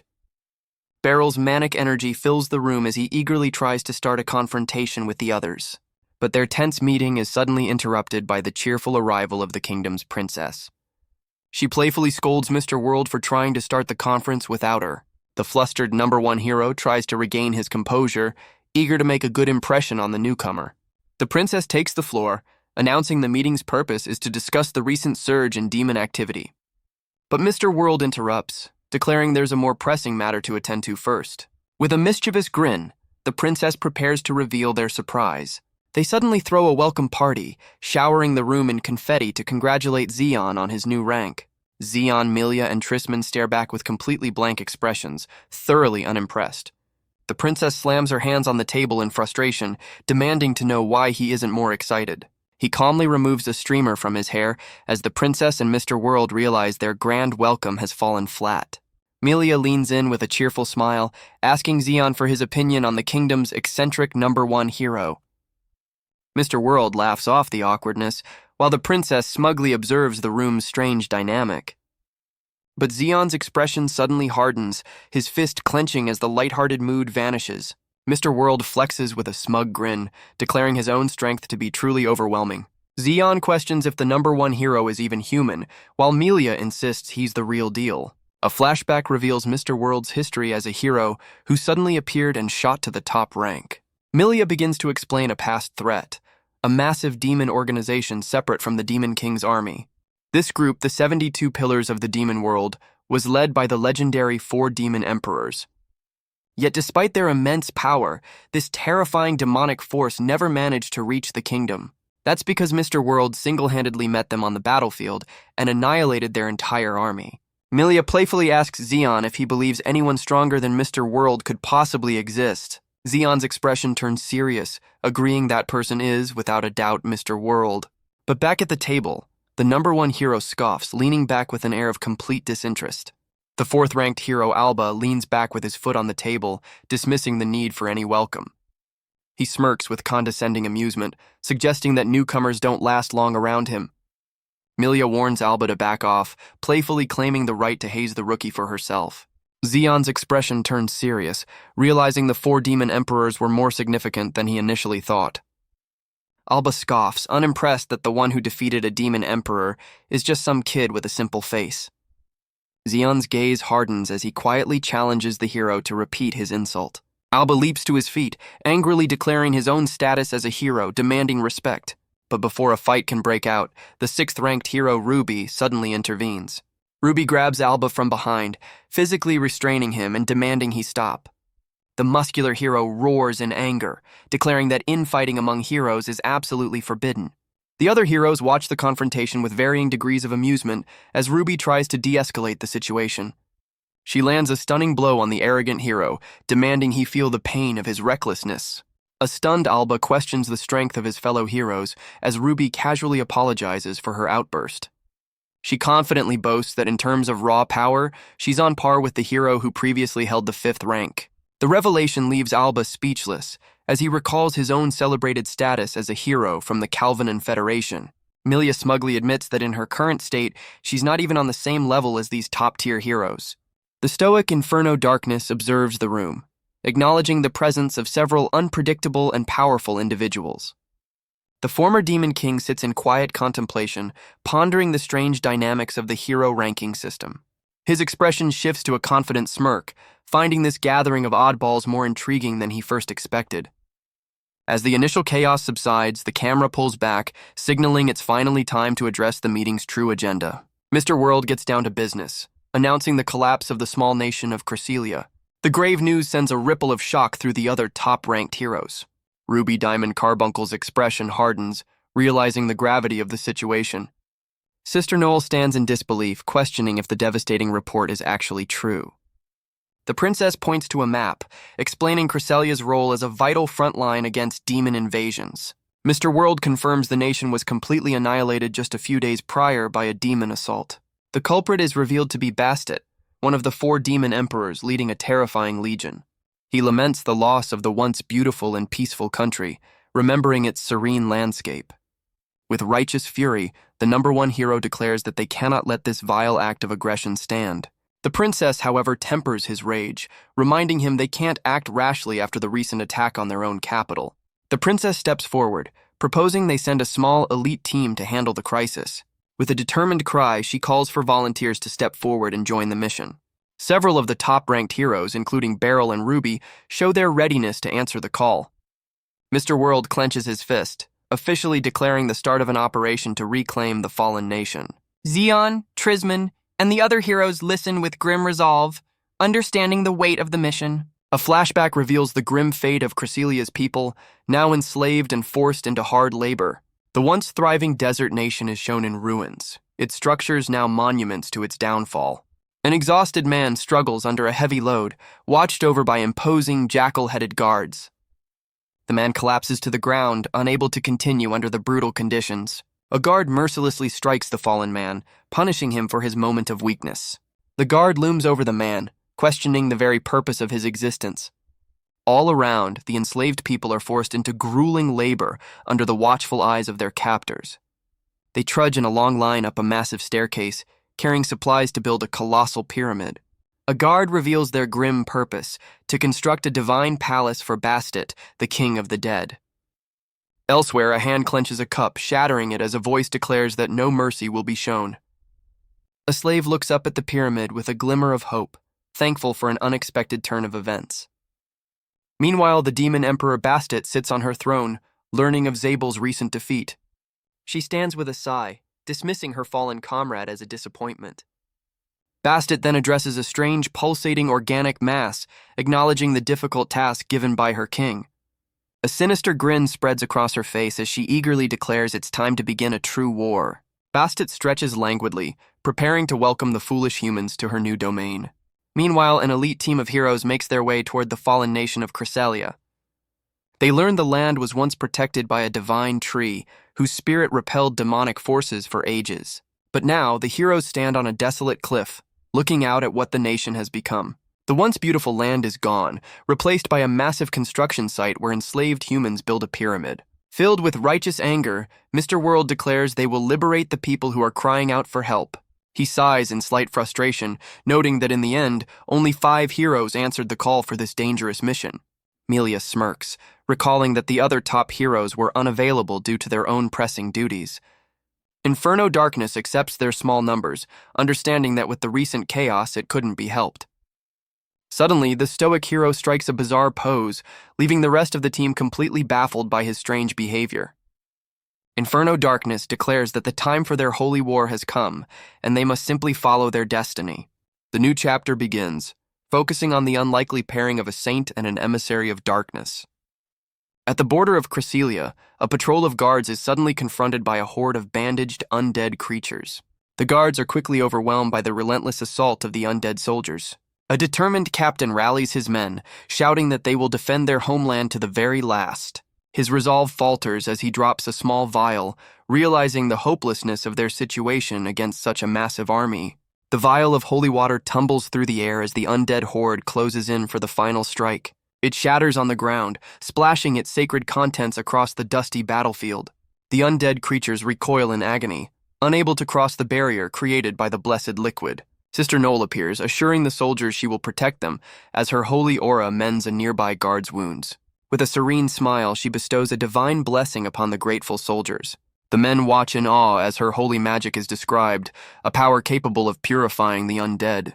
The soldiers are shocked to find their own weapons now glowing, imbued with her sacred power. But a narrator hints at the true, darker reason she earned the title Divine Punishment. Their morale restored, the soldiers vow to protect her and charge into the fray. One of the soldiers falls, confused that her power isn't the healing magic he expected. He questions her actions as she kneels beside him, concerned for his minor injury.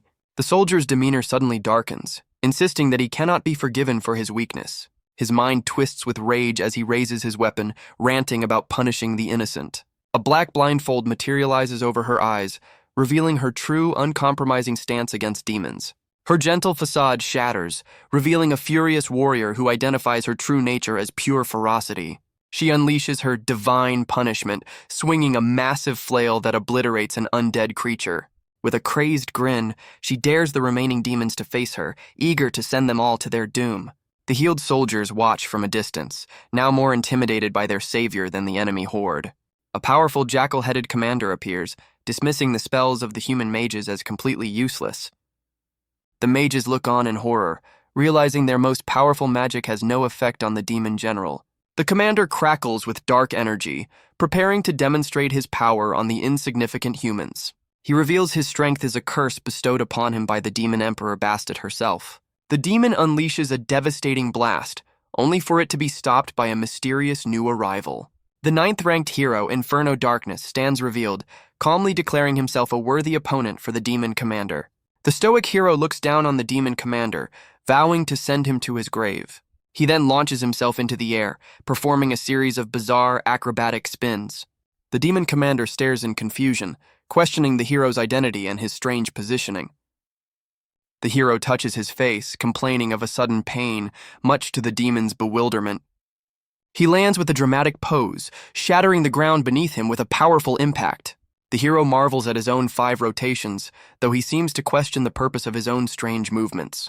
He then stands and faces the commander, casually dismissing him as an insignificant foe. Enraged by the insult, the demon commander threatens the hero, asking if he has a death wish.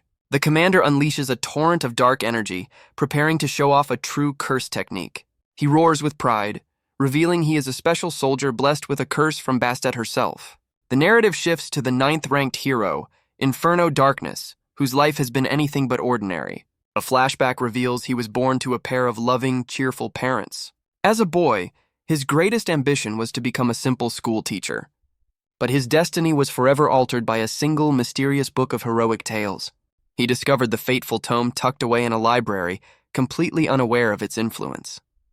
Soon after, his manner of speaking became bizarrely theatrical, leaving his mother utterly bewildered.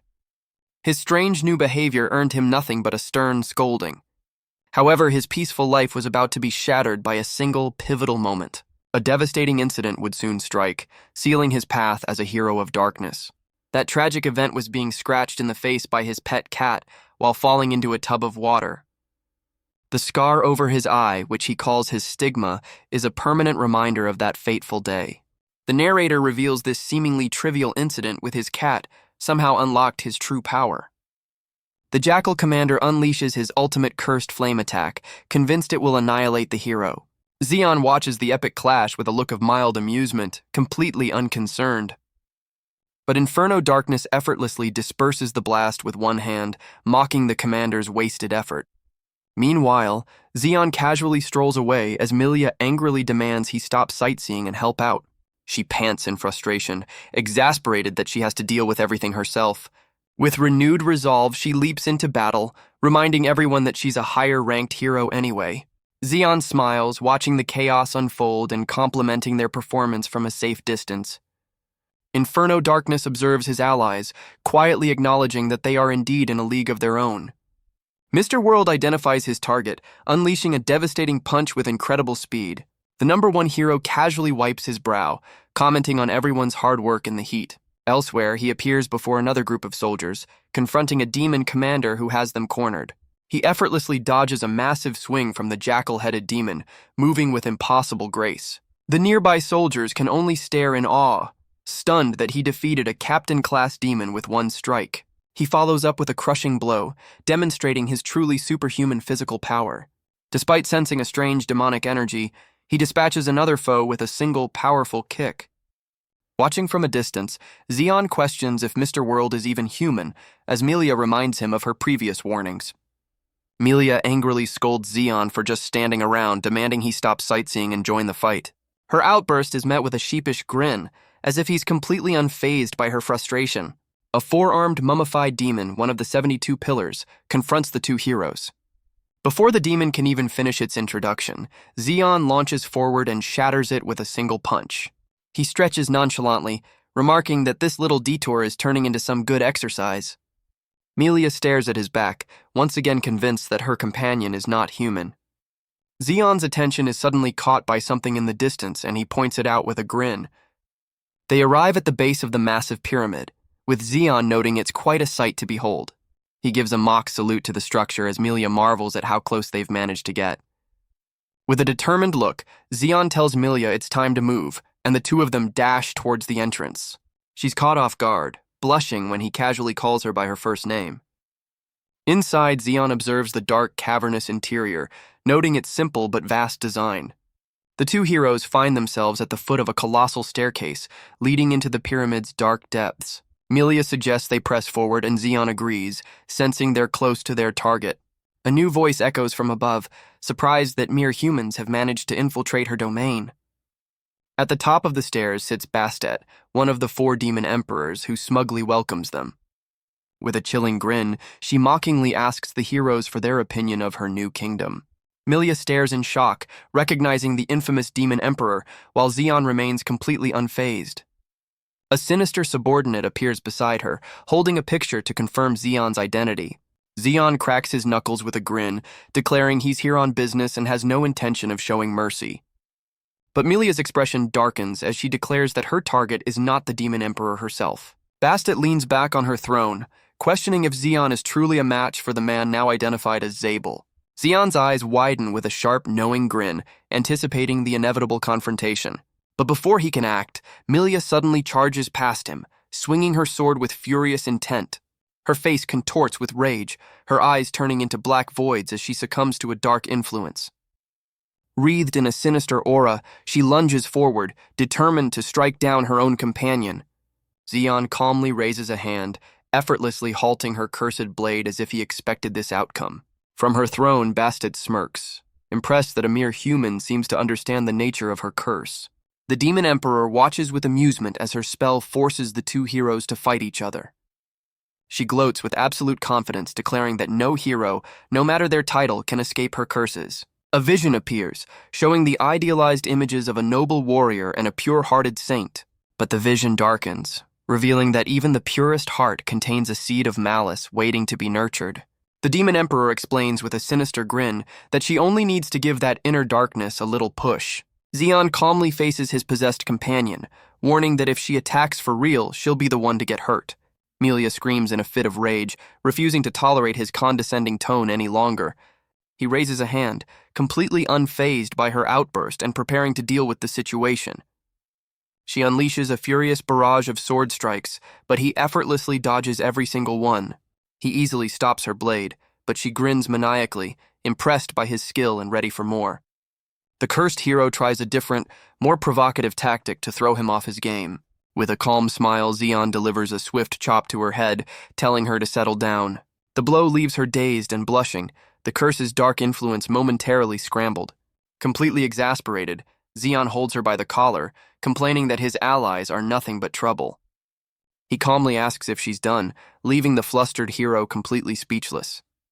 Melia snaps out of it, horrified by her own actions as Zeon notes she's not much different than usual.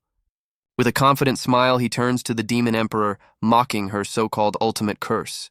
He stands unfazed as Melia recovers behind him, the curse's influence completely gone.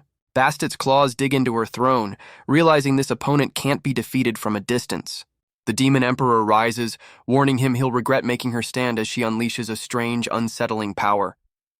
Zeon's expression remains stoic, knowing that no matter how vast the demon world is, no one can truly control him. He recalls how easily he shattered her curse simply by swatting it away. The demon emperor stares in disbelief, forced to question if her opponent is even human.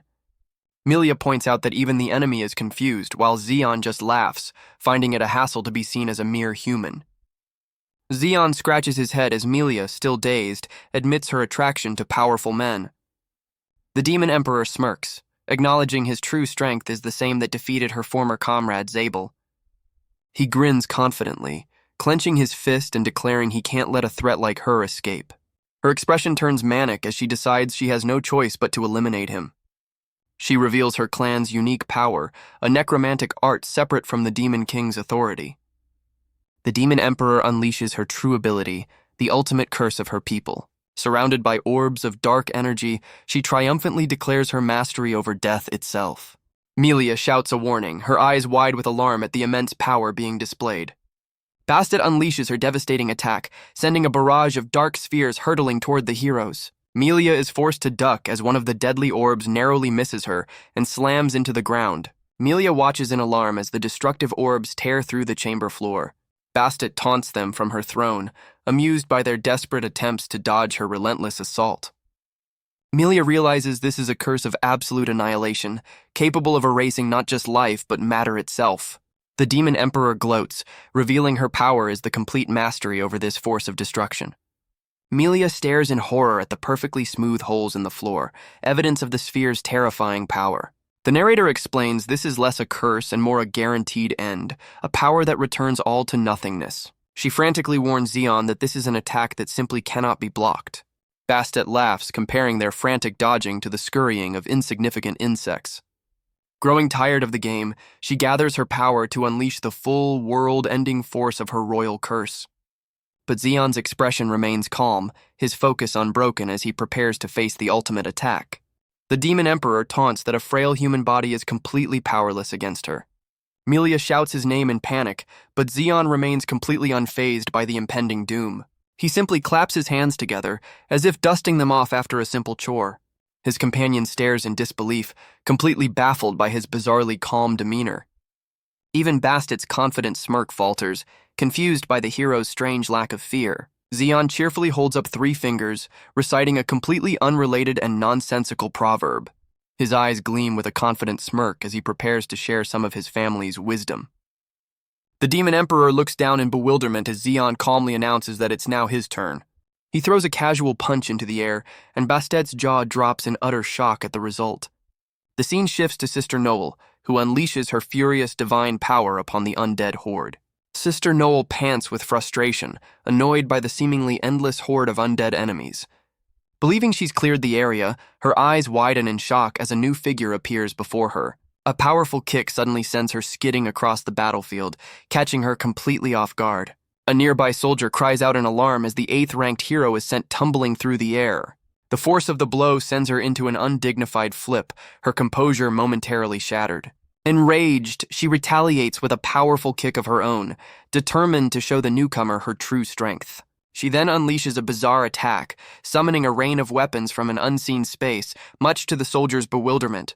Her attacker, revealed to be Ruby, grabs her head in frustration, annoyed that her secret technique was exposed. Elsewhere, Inferno Darkness unleashes a devastating barrage of dark flames, obliterating another powerful demon. Ruby physically restrains the furious Sister Noel, who struggles against her grip, eager to settle the score. Inferno Darkness announces his timely arrival, having heard the soldiers' desperate cries for help. Mr. World effortlessly catches Sister Noel, asking with a charming smile if she is unharmed. The stoic hero covers his face, warning her to stay focused and not be distracted by his secret techniques. Sister Noel looks on, completely exasperated by the strange behavior of her fellow heroes. Mr. World turns his attention to the distant pyramid, sensing the sounds of a fierce battle already underway. The reunited team prepares to advance, questioning if the source of the chaos is a powerful flame demon. Suddenly, the ground beneath them begins to tremble violently, catching the entire team by surprise. They look up just in time to see a colossal object arcing through the sky directly toward them. A gigantic, mummified hand slams into the earth just feet away, shaking the very foundation of the battlefield. The heroes can only stare in stunned silence, trying to comprehend the sheer scale of the new enemy before them. Amidst the rubble, a defeated Bastet laughs, declaring that it's all over for her masters. Zeon turns his attention to a large opening, noting the commotion happening outside. As he and Melia watch, the Demon Emperor calls him a troublesome opponent, seemingly giving up. She begins to tell a story from over 400 years ago, about a demon clan that defied the Demon King. A flashback reveals a monstrous entity, larger than any giant, crushing the Demon King's elite forces. The shadowy figure's hand is shown reaching out, daring to strike the Demon King himself. Bastet explains with a wild grin that the Demon King struck down this rebel, and no one has challenged him since. Melia looks on in shock, realizing the creature from the story should be long gone. The Demon Emperor smirks, challenging them to guess the point of her tale. With a sinister smile, she offers to spell out the terrifying truth for them. The heroes outside brace for a fight, about to learn why Bastet is known as the King of the Dead. A colossal mummified giant rises from the ground, declaring itself the strongest servant of the Demon King. Bastet laughs with manic glee, revealing that this resurrected creature is a unique and terrifying existence. From inside the pyramid, Melia stares out in disbelief, questioning what kind of monster has just appeared. She frantically urges Zeon to help their allies, insisting they deal with the giant immediately. But Zeon calmly tells her it's too soon to join the fight, hinting at a deeper strategy. They turn back to find Bastet laughing amidst the ruins, much to Melia's confusion. The Demon Emperor smirks, acknowledging that this turn of events is expected from one who has the Demon King's favor. With a flick of her wrist, she begins to channel her necromantic power once more. She unleashes her magic, reanimating the rubble into a new, grotesque monster to continue the fight. Melia stares in disgust at the newly formed creature, while Zeon observes it with calm curiosity. A sudden realization dawns on Zeon's face as he pieces together the puzzle. Bastet grins with bloodied lips, revealing this was all done for the sake of the Demon King. She casually explains that the core of her new pet is one of the Demon King's 24 hearts. The rubble monster roars, revealing it was formed around a piece of the Demon King's own body. Both Melia and Zeon are left speechless by the shocking revelation. The colossal serpent towers over them as Bastet revels in the immense power granted to her. While Melia is terrified, Zeon breaks into a wide grin, finding the ridiculous monster amusing. He gives a mock salute, cheerfully complimenting the creature's very demonic appearance, much to Melia's bewilderment. The serpent looms over them, unable to comprehend why these foolish humans aren't terrified of its beauty. The serpent boasts that its power is a direct gift from the Demon King himself. It unleashes its cursed power, slamming its tail into the ground with devastating force. The creature roars, declaring it has evolved beyond a mere demon as it towers over the heroes. Zeon calmly steps in front of Melia, unfazed by the monster's condescending view of human heroes. The serpent lunges with its jaws wide, intending to swallow them whole in a single swift attack. Elsewhere, Inferno Darkness covers his face, sensing his old scar ache in the presence of such power. The other heroes stare up in awe at the colossal mummified giant, questioning what this new enemy is. The giant's single eye glares down as it clenches a massive fist, preparing to crush them. Sister Noel's battle-crazed grin returns, dismissing the towering foe as just a big brute. With a furious cry, she leaps into the air, determined to deliver the finishing blow. She unleashes her ultimate technique, a multi-layered holy attack with her Morning Star. With a powerful swing, she lands a direct hit on the colossal giant's chest. But her eyes widen in disbelief as she realizes her attack had no effect. The mummified giant stands completely unharmed, its immense form unyielding. It casually swats her weapon aside, preparing to deliver a devastating counter. Suddenly, a hand intercepts her flail, stopping the giant's powerful blow. Mr. World stands before her, having effortlessly caught the weapon and saved her from certain doom. He calmly asks if she's okay, while she looks up at her savior with a grateful smile. Inferno Darkness steps in, warning that brute force is meaningless against this foe, while Ruby clings to his leg in frustration. He calmly raises a hand, declaring that if physical attacks fail, he'll just burn the creature to ashes with his magic. He theatrically prepares to unleash the flames of purgatory upon the giant. A devastating blast of dark fire strikes the mummified creature directly in the chest.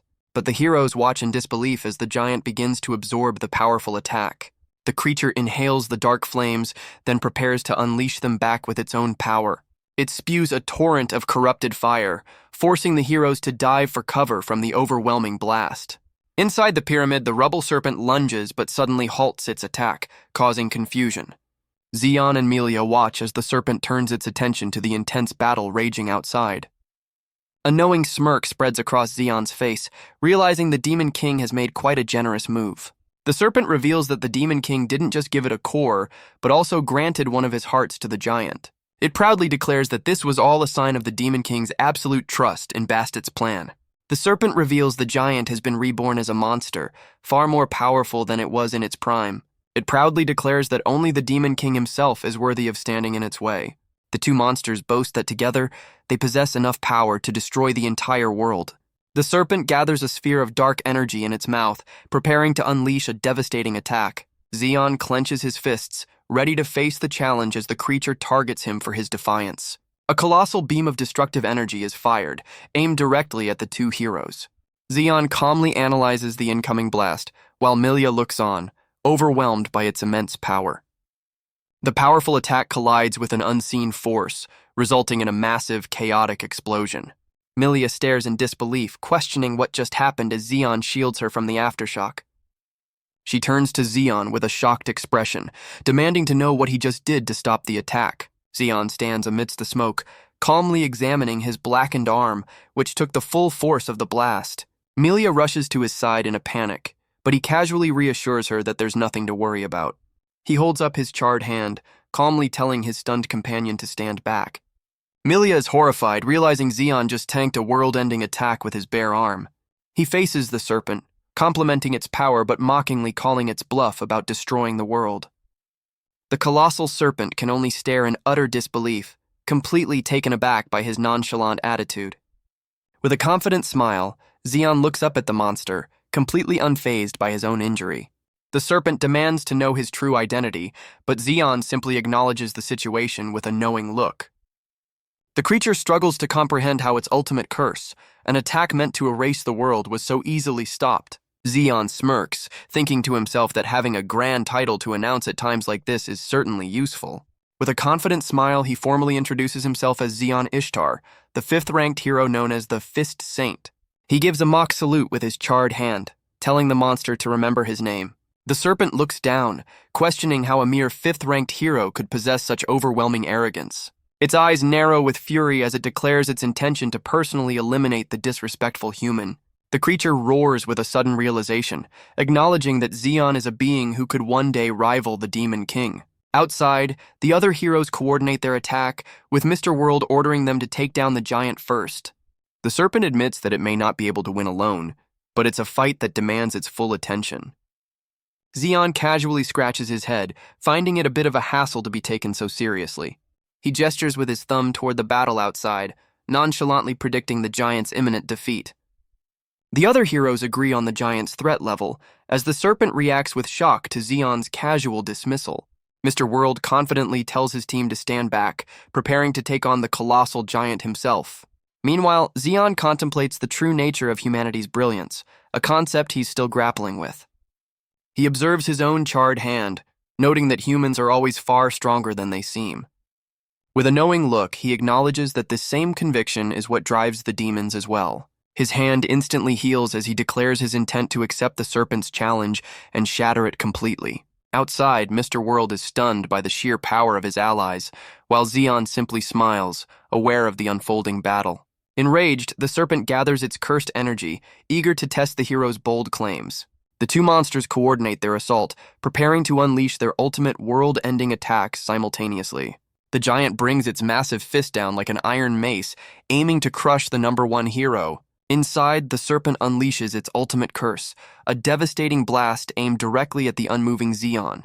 Zeon clenches his fist, his eyes sharp with focus as he prepares to meet the attack head-on. Simultaneously, Mr. World unleashes his signature justice punch, crashing down on the giant with righteous fury. Zeon meets the serpent's ultimate curse with his own barrage, shattering its attack with a flurry of powerful strikes. The colossal serpent reels back in agony, its body battered and smoking as it realizes the fight is over. Melia cries out his name as the defeated monster crashes to the ground behind them. The serpent can only stare in disbelief as Melia expresses her relief, while Zeon remains completely composed. He turns to the fallen beast with a casual grin, commenting that he's already getting used to such powerful opponents. The serpent struggles to speak, insisting that Zeon's power is still nothing compared to the true Demon King. Zeon looks down thoughtfully, musing that if they had met 1,000 years sooner, things might have been different. The serpent's eye glimmers with a final thought, seemingly agreeing that with just a little more time, the outcome could have changed. Melia frantically questions Zeon, demanding to know the meaning behind his cryptic words. From a distance, the defeated serpent lies still as Melia continues to press Zeon for answers. She admits she was almost swayed by the serpent's power, while Zeon casually dismisses her concerns. He smirks, pointing out that the serpent had a fine sense of justice, much to her annoyance. Zeon then turns to her, suggesting that's precisely why he finds her interesting as well. Flustered and blushing, Melia demands to know what he means by that comment. His teasing words leave her completely overwhelmed, her mind short-circuiting with embarrassment. He calmly asks if she's quite fond of that kind of strength, leaving her utterly speechless. Zeon smiles, noting that the battle outside has concluded safely, while Melia hides her flustered face. He cheerfully declares their mission is complete, as his companion looks on with a mix of embarrassment and admiration. The other heroes arrive, with Mr. World declaring their mission a resounding success. Zeon seems momentarily caught off guard by the arrival of his comrades. Mr. World cheerfully praises Zeon, noting that with this victory they have now repelled 3 of the 4 demon emperors. The scene cuts to the smoldering remains of the giant, as a voice marvels that it was defeated with bare hands. With a charming smile, Mr. World admits that Zeon's reliability has piqued his interest. But Zeon's eyes narrow, his expression unreadable as he processes the hero's statement. Mr. World turns, guiding him away as he confirms his name is indeed Zeon Ishtar. With a pleasant smile, he asks if Zeon will continue to be an ally to the heroes. Zeon simply smiles, scratching his head with a non-committal expression that leaves the question unanswered. The scene abruptly shifts to the Demon King's castle as a dark, winged figure descends upon it. A crow-like familiar approaches a powerful dragon-like demon, catching him by surprise. The bird lands on his hand, and the Demon Emperor recognizes it as a messenger from his peer, Bastet. After receiving the news, the Emperor roars in disbelief, learning that Bastet has been defeated. He fumes that 2 of the 4 Demon Emperors have now fallen to mere humans, a truly unthinkable outcome. The Emperor then turns his rage on a cat-like subordinate, scolding him for retreating from the earlier battle. Meanwhile, a different, bespectacled subordinate smirks, noting that the hero is an excellent source of data. A female demon general vows to eliminate the heroes, intrigued by the unexpected information they've gathered. The Demon Emperor trembles with rage, lamenting the fall of both Zable and now Bastet. With newfound resolve, he orders his bespectacled subordinate to follow him, ready to enter the fray. The subordinate is stunned when the Emperor clarifies that he'll be joining the fight as well. The enraged Dragon Emperor declares his intent to personally annihilate the humans. His subordinate Gungnir attempts to calm his master, but the Emperor's mind is made up. The Emperor acknowledges Gungnir's previous warnings, agreeing it's time to stop underestimating their foes. With a furious roar, the Demon Lord prepares to personally enter the battlefield. Meanwhile, the true Demon King commands his entire army to advance and destroy everything in their path. The colossal monarch declares his first objective is to completely eradicate the hero's kingdom. The scene shifts to Trishuria Castle, where rumors of the recent battles are spreading rapidly. Soldiers gossip in disbelief, hearing that a single hero has already defeated 3 of the Demon Emperors. They marvel that this incredible warrior is still just a rookie who only recently became a hero. The hero in question, Zeon Ishtar, the 3rd-ranked Fist Saint, looks on with weary annoyance, tired of being summoned to the castle. A royal figure rushes down the stairs, eagerly calling out to the departing hero. She beams with delight, praising his recent glorious achievements on the battlefield. The princess gets uncomfortably close, declaring she now expects great things from the 3rd-ranked hero. As she continues her fawning, Zeon simply looks on, completely unfazed by the royal attention. With a confident smile, she offers to grant him any wish as a reward for his service. Zeon tries to leave, finding the constant summons a nuisance, but she frantically calls for him to wait. She grabs him by the shoulder, demanding he show a little more respect for her authority.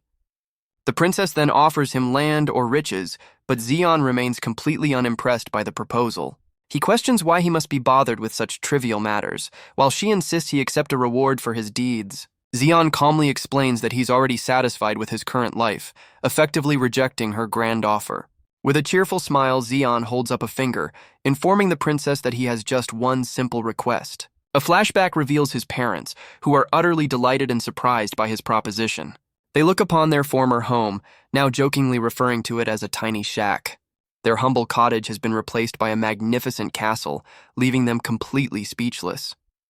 His father adjusts his glasses, looking incredibly impressed by this sudden upgrade. The two of them cheer wildly, bursting with pride over their son's incredible gift. The scene shifts to later that night, hinting at a new development in the royal court. The princess completely misinterprets his request, blushing furiously as she assumes he's proposing marriage. She sits alone, lost in a flustered daze as she imagines the impossible scenario. The scene returns to Zeon and Melia, where he teases her for being so obviously smitten with him. Melia's imagination runs wild, picturing a romantic confession from Zeon that never actually happened.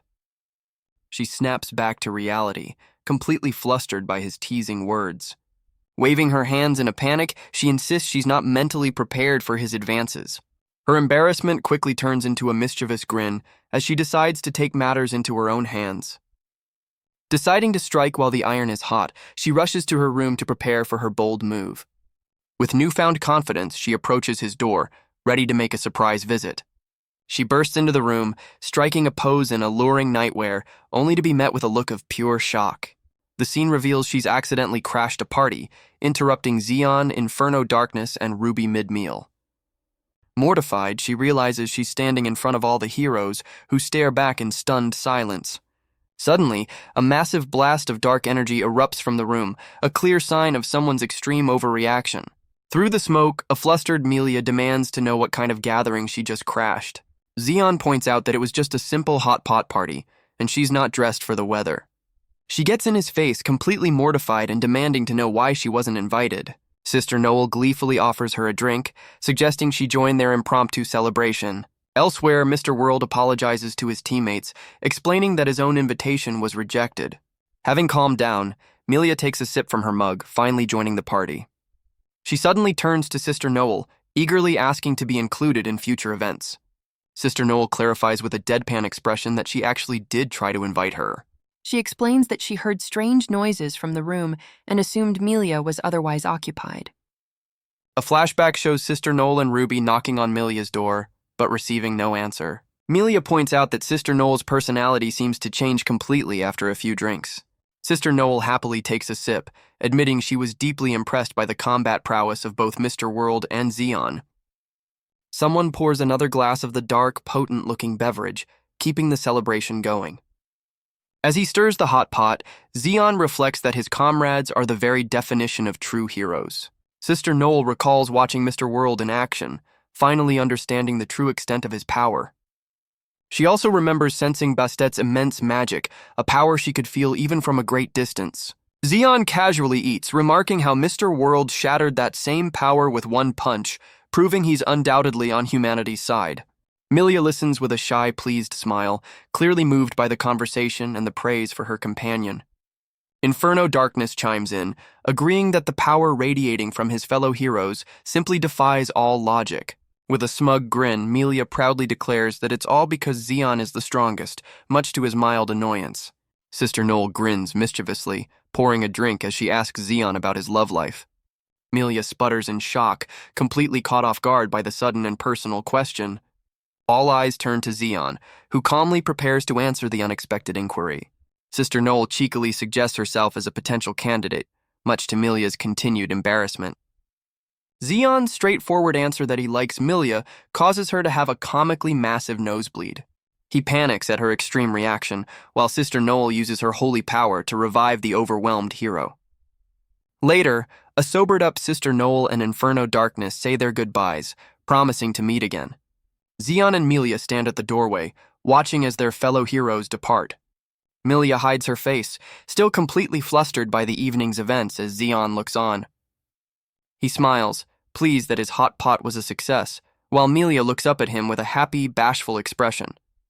Melia cheerfully reflects on the chaotic but enjoyable party, while Zeon listens with a gentle smile. As she walks ahead, she admits that while she already knew it, his true strength is still impressive. Her sudden praise leaves Zeon slightly confused, prompting him to ask what she's getting at. She explains that she can't let her impressive comrades like Sister Noel or Inferno Darkness outshine her. Melia turns to him, declaring that true strength comes from believing you're the best in the world. He smiles warmly, finding her earnest declaration to be a good thing. She continues, noting that heroes like him and Mr. World are acknowledged by everyone without even trying. Zeon casually points out she still has tissues in her nose, causing her to snap back in embarrassment. With a thoughtful expression, she muses that his outrageous power is what makes her question if he's even human. Her frustration boils over as she accuses him of teasing her, but he just laughs, finding her reaction amusing. She points out that even if he were a demon, his level of power is anything but ordinary. Melia mentally tallies the defeated demon emperors, realizing they've already taken down 3 of the 4. She declares that across both human and demon realms, only 3 beings can be considered his equal. She lowers a finger, beginning her countdown of these legendary figures. With a confident point, she names the first obvious candidate, the number 1 hero, Mr. World. The second is revealed to be the graceful and mysterious great sage Palmera. Zeon thoughtfully notes that the second-ranked hero has been conspicuously absent from their recent gatherings. She begins a lesson on world geography, explaining the 3 major human powers that oppose the demons. Melia reveals Palmera is the trump card of the Brehunareg Empire, a guardian of humanity equal to Mr. World. Her tone shifts as she names the final entity that stands on his level, the terrifying Demon King himself. Zeon listens intently as Melia describes the Demon King as the undisputed ruler of the world. She cheerfully admits that even with their immense power, she's unsure if he or Mr. World could actually defeat him. Melia explains that the Demon King's strength is simply on an illogical, almost unreasonable level. She recalls the Great War 1,000 years prior, where humanity's forces never even reached the final boss. Melia then brings up the legendary hero Loin, questioning if Zeon understands the true source of his fame. But Zeon calmly dismisses the hype, suggesting that everyone gives the Demon King far too much credit. He clenches his fist, theorizing that the title is merely temporary, held by the strongest of any given era. A new thought strikes him, and he wonders if an even more powerful Demon King exists somewhere, completely unknown to them. Melia is completely baffled by his bizarre theory, struggling to understand his meaning. She grabs his arm in frustration, pointing out the terrifying implications of his idea, but he just laughs it off. He smiles gently, musing that if he ever met such a creature, he might not need to die after all. Melia is completely baffled by his logic, but he simply tells her not to be so pessimistic. Looking out over the city, he remarks that humanity seems to be doing just fine, even on the brink of destruction. He then reveals he was drawn to her because, unlike the other heroes, she doesn't blindly trust in humanity's strength. She gets flustered and tells him to stop looking at her like that, but he just laughs it off. The scene shifts to a new battlefield, where a powerful female demon taunts a defeated enemy, questioning if he truly believes she is the Demon King. In a flash, a mysterious woman appears with a massive dragon, effortlessly neutralizing the threat in an instant. The defeated demon subordinate can only stare in pain, completely overwhelmed by this new arrival. The large demon general identifies the powerful newcomers as the other 2 demon emperors. A narrator explains that in a bygone era, these beings stood at the very pinnacle, reigning over a world where humanity was nearly destroyed. The demon generals can only react in shock as the narrator reveals the truth about these legendary figures. The first is the Demon King, a small but terrifyingly powerful entity. The second is the Phantom Demon King, a hulking armored behemoth. The third is the Dragon Demon King, a colossal and ancient beast. And the fourth is the Netherworld Demon King, a stern and imposing figure. But above them all stands the one true ruler, the true Demon King. The other Demon Kings bow in deference, acknowledging their master has been waiting. The true Demon King muses that this world, created by his whims, is no longer his to command. He turns to his 4 most powerful subordinates, the beings known as the 4 Demon Kings. With a sharp gaze, he speaks of the existence of a new Demon King, a new variable in their grand plan. The scene shifts to the next morning as Melia wakes up with the rising sun. Having woken up earlier than planned, she slips out of bed to begin her day. She pours herself a glass of water, her mind already focused on the day ahead. After a refreshing drink, a new sense of resolve settles over her.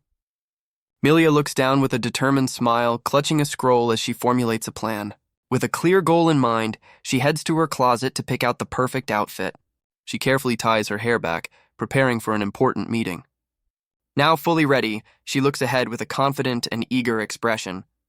Dressed to impress, Melia steps out into the bustling town under a clear blue sky. She waits with a blush and a nervous smile, her heart pounding with anticipation for the person she's meeting. Melia looks around with a hopeful smile, wondering if her companion will arrive soon. A familiar voice calls out to her as Zeon arrives, noting that she's a bit early. Her face lights up with pure joy as she turns to greet the newly arrived hero. Zeon apologizes for the wait, but Melia is simply ecstatic that he's finally here. He smiles, relieved she wasn't kept waiting, as Melia resolves to enjoy her day with him. She happily links arms with Zeon, ready to embark on what she believes is her very first date. Their romantic stroll is interrupted by a man on a stage addressing a large, eager crowd. The man gestures with a shovel, inviting everyone, including the two baffled heroes, to start digging. Melia points in utter confusion, while Zeon calmly identifies their date activity as a potato digging contest. He cheerfully explains that it's a two-person event, which is precisely why he invited her along. Melia cries with frustration, lamenting that she was a fool to trust this vegetable-obsessed hero. He looks at her in utter disbelief, questioning how she could possibly be unaware of the legendary potato digging contest. She looks down at her fancy dress, completely out of place in the muddy, rustic field. He explains that this is no mere festival, but a pinnacle battle where the kingdom's strongest farmers compete. He paints a bizarre mental image of the fierce competition, where weaker farmers flee from the sheer might of the potato champions. A pair of burly, pompadoured rivals approach, mocking Zeon for bringing a date to such a serious event. They boast that this is no place for amateurs, suggesting the two of them go to a cafe instead. Unimpressed, Zeon and Melia watch the boisterous men, with Zeon noting the decline in the capital's standards. A new analytical competitor appears, meticulously calculating his odds based on the soil and weather. With a confident grin, he declares his probability of victory is a perfect 100%. Zeon imagines his rivals as imposing figures, questioning the immense power radiating from these potato farmers. The burly men laugh, telling the hero to put on a good show, as Zeon realizes this won't be a simple contest. He warns Melia to be careful, noting their opponents are far from ordinary, much to the rivals' confusion. The main competitors gather with confident expressions as the 103rd Royal Potato Digging Contest is announced. As the event begins, Melia stares at Zeon in disbelief, unable to believe he's actually participating. The contest explodes into a flurry of motion as the farmers dig with superhuman speed, much to Melia's surprise. Zeon calmly offers a handshake to his main rival, a silent challenge issued amidst the flying potatoes. They grip hands with intense force, crushing a potato between them in a powerful display of rivalry. After the fierce competition, the announcer steps forward to declare the champion of the contest. The exhausted competitors, including a very unimpressed Melia, stand together as they await the final results. The announcer proudly declares the victory of Zeon Ishtar and his partner Melia, much to her surprise. The two heroes approach the stage to claim their prize from the beaming contest official. He presents them with the grand prize, a champion's trophy and the legendary golden sweet potato. Zeon's eyes sparkle with pure delight, already imagining the next stage of his crop cultivation. He trembles with excitement, holding the legendary seed potato that can only be obtained by champions. Later, Melia washes the dirt from her hands, lamenting that her precious day off was spent digging in the mud. Zeon approaches, admitting that it was a tough battle and he couldn't have won without her. He sincerely thanks her, expressing how glad he is that she was his partner for the contest. His earnest words leave her completely flustered, feeling more moved than she ever has before. She looks up with a blush, shyly acknowledging his heartfelt gratitude. He reveals their post-contest barbecue is in jeopardy after he accidentally dropped the potatoes. The other competitors are thrown into despair, their barbecue dreams seemingly crushed. Unsure of what else to do, Melia decides to try a little something with her own power. She looks up in confusion, questioning the result of her own actions. Zeon now holds the box of potatoes, which has inexplicably burst into magical flames. The box erupts into a pillar of fire, with the two heroes standing calmly at its center. The farmers erupt into a wild cheer, hailing Melia as a goddess for saving their barbecue. While enjoying a freshly baked potato, Zeon casually questions her about the date. She sits dejectedly beside him, lamenting that she got all dressed up just for this. The word finally clicks, and Zeon looks shocked as he realizes she thought this was a real date. Melia frantically tries to backtrack, insisting it was all just a simple misunderstanding. He explains his simple definition of a date, having fun and going out with someone you like. Zeon continues with a bright smile, adding that eating good food together is also part of it. Melia looks on, completely taken aback as he concludes that he's glad they had this time. With a sparkling smile, he officially declares that today was his and Melia's very first date. The sudden, earnest confession completely short-circuits her brain, resulting in another massive nosebleed. A title card marks the occasion. Melia Vermilion's first-ever date has come to a dramatic end. In her mind, she celebrates with tears of joy, considering the chaotic day a resounding success. Elsewhere, the potato-digging rivals panic, calling for a doctor as they wish these happy days could last forever. The scene shifts to the demon realm, where a furious demon general berates her subordinates for their incompetence. A female hand serves a drink to the demon general Gungnir, who sighs in frustration at his useless subordinates. A mischievous demoness with a wicked grin suggests they stir up some trouble to cure their boredom. Gungnir sweats nervously, struggling to process the chaotic situation unfolding around him. The demoness uses a subordinate as a chair, ordering Gungnir to endure the humiliation as he bows obediently. From afar, a powerful female demon general observes the bizarre scene of dominance and idleness. She scolds them with a stern expression, suggesting they should have accompanied the Dragon Emperor. The mischievous demoness whines, admitting she finds the Dragon Emperor far too serious and difficult to be around. A sly smile spreads across her face as she thinks of another, more devious reason. She flashes a peace sign, plotting that if the other two emperors go, their own movements might go unnoticed by the humans. With a confident lick of her lips, she sips her drink, her mind made up on her next course of action. The stern demon general questions her subordinate's plan with a skeptical look. The scene cuts to the Brihunareg Empire, where a formidable armored warrior stands ready for battle. A powerful hero floats before him, confidently stating that defeating him will be an easy task. But the second-ranked hero, Palmera the Great Sage, is suddenly shown reeling from a powerful blow. The armored warrior looms over her defeated form, disappointed that the Empire's best hero is so weak. He slams his fist down with immense force, declaring her a complete and utter letdown. The Great Sage is driven into the ground, the impact of the attack showing its devastating effect. Her opponent stands over her, coldly stating that as a warrior, she should accept her fate. Clenching her fist, Palmera realizes his strength is on par with a demon king. Yet she rises from the rubble, her staff glowing as she prepares to face him once more. She reveals a secret technique, one she was saving for the demon king himself. With a determined gaze, she apologizes for being so persistent in this fight. Palmera unleashes a forbidden magic, a final desperate attack meant to take them both down. The armored warrior seems impressed by her power, but remains completely unfazed. He calmly counters by summoning a colossal meteor from the heavens to meet her spell. The warrior takes back his earlier words, acknowledging the human is a worthy opponent. In a flash, he summons 4 legendary blades, a demon sword, a holy sword, a great sword, and a divine blade. Wielding all 4 ultimate weapons, he declares that the power of multiple worlds is now in his hands. He unleashes his own secret art, a flurry of slashes that tears through the descending meteor. Her ultimate attack is completely shattered, obliterated by his overwhelming swordsmanship. Battered but defiant, Palmera reminds him that she told him she wouldn't go down easily. The armored warrior raises his sword, once again calling the Great Sage a disappointment.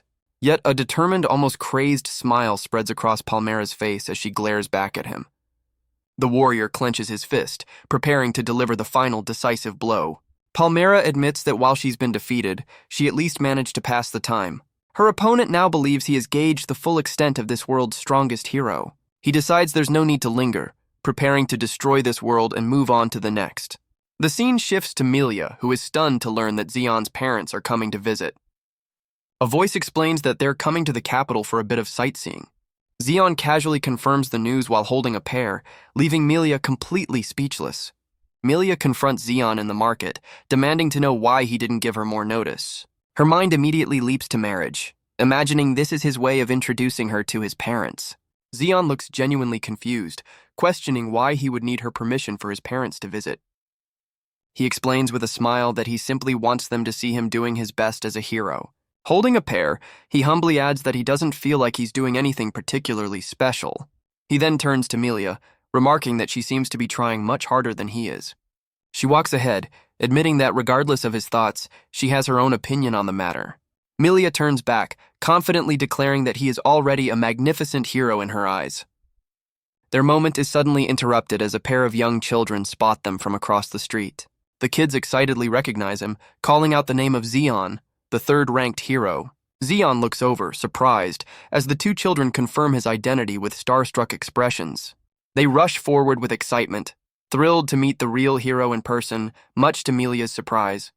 The young boy proudly declares that both he and his shy sister are Zeon's biggest fans. He eagerly asks for a handshake, holding his hand out to the powerful hero. Melia smiles, suggesting that he could at least indulge his young admirers with a simple handshake. She playfully teases him for his deadpan reaction, wondering why he isn't more touched by their praise. The children leap with joy as they wave goodbye, running off after their brief but exciting encounter. Zeon remarks that it's the first time he's ever been praised like that, leaving Melia to question his statement. He looks down at his hand, musing that if he were truly that strong, he'd be more revered.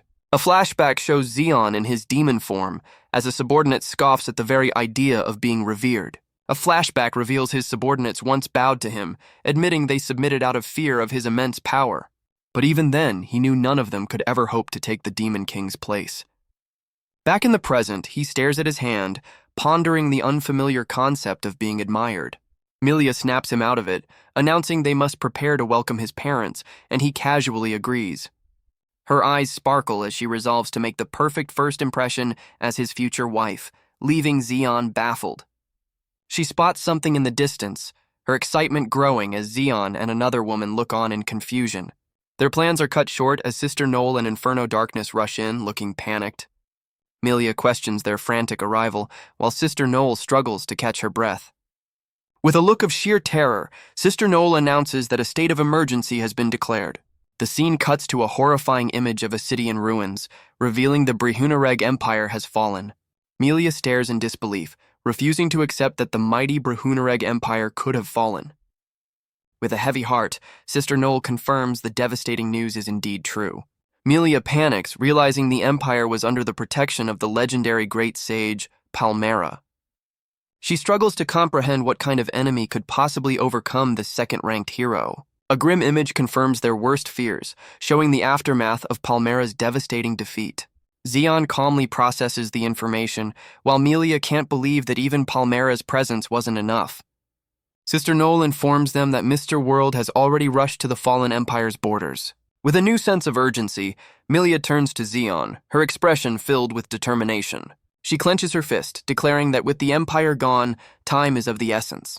As Melia prepares to mobilize, Zeon cuts her off with a calm, knowing look. Melia questions his calm demeanor, but he tells her there's no need to rush. He looks up, realizing they have no time to spare after all. A massive, dark object emerges from the clouds, casting a shadow over the city. The heroes and civilians can only stare in shock at the massive vessel looming above. The crowd below panics, wondering what this terrifying object could possibly be. The scene cuts to a bespectacled demon general, Elytra, who excitedly shows off his creation. He proudly explains that his fortress uses a stealth camouflage so advanced that not even the heroes could sense it. He reveals the ship's power source, a massive demon running tirelessly on a giant wheel. The exhausted demon questions his role, while Elytra gleefully praises his own brilliant design. Back in the city, the heroes can only look on as the demon's plan unfolds. A mischievous demoness declares this world isn't worth their time, eager to destroy it and move on.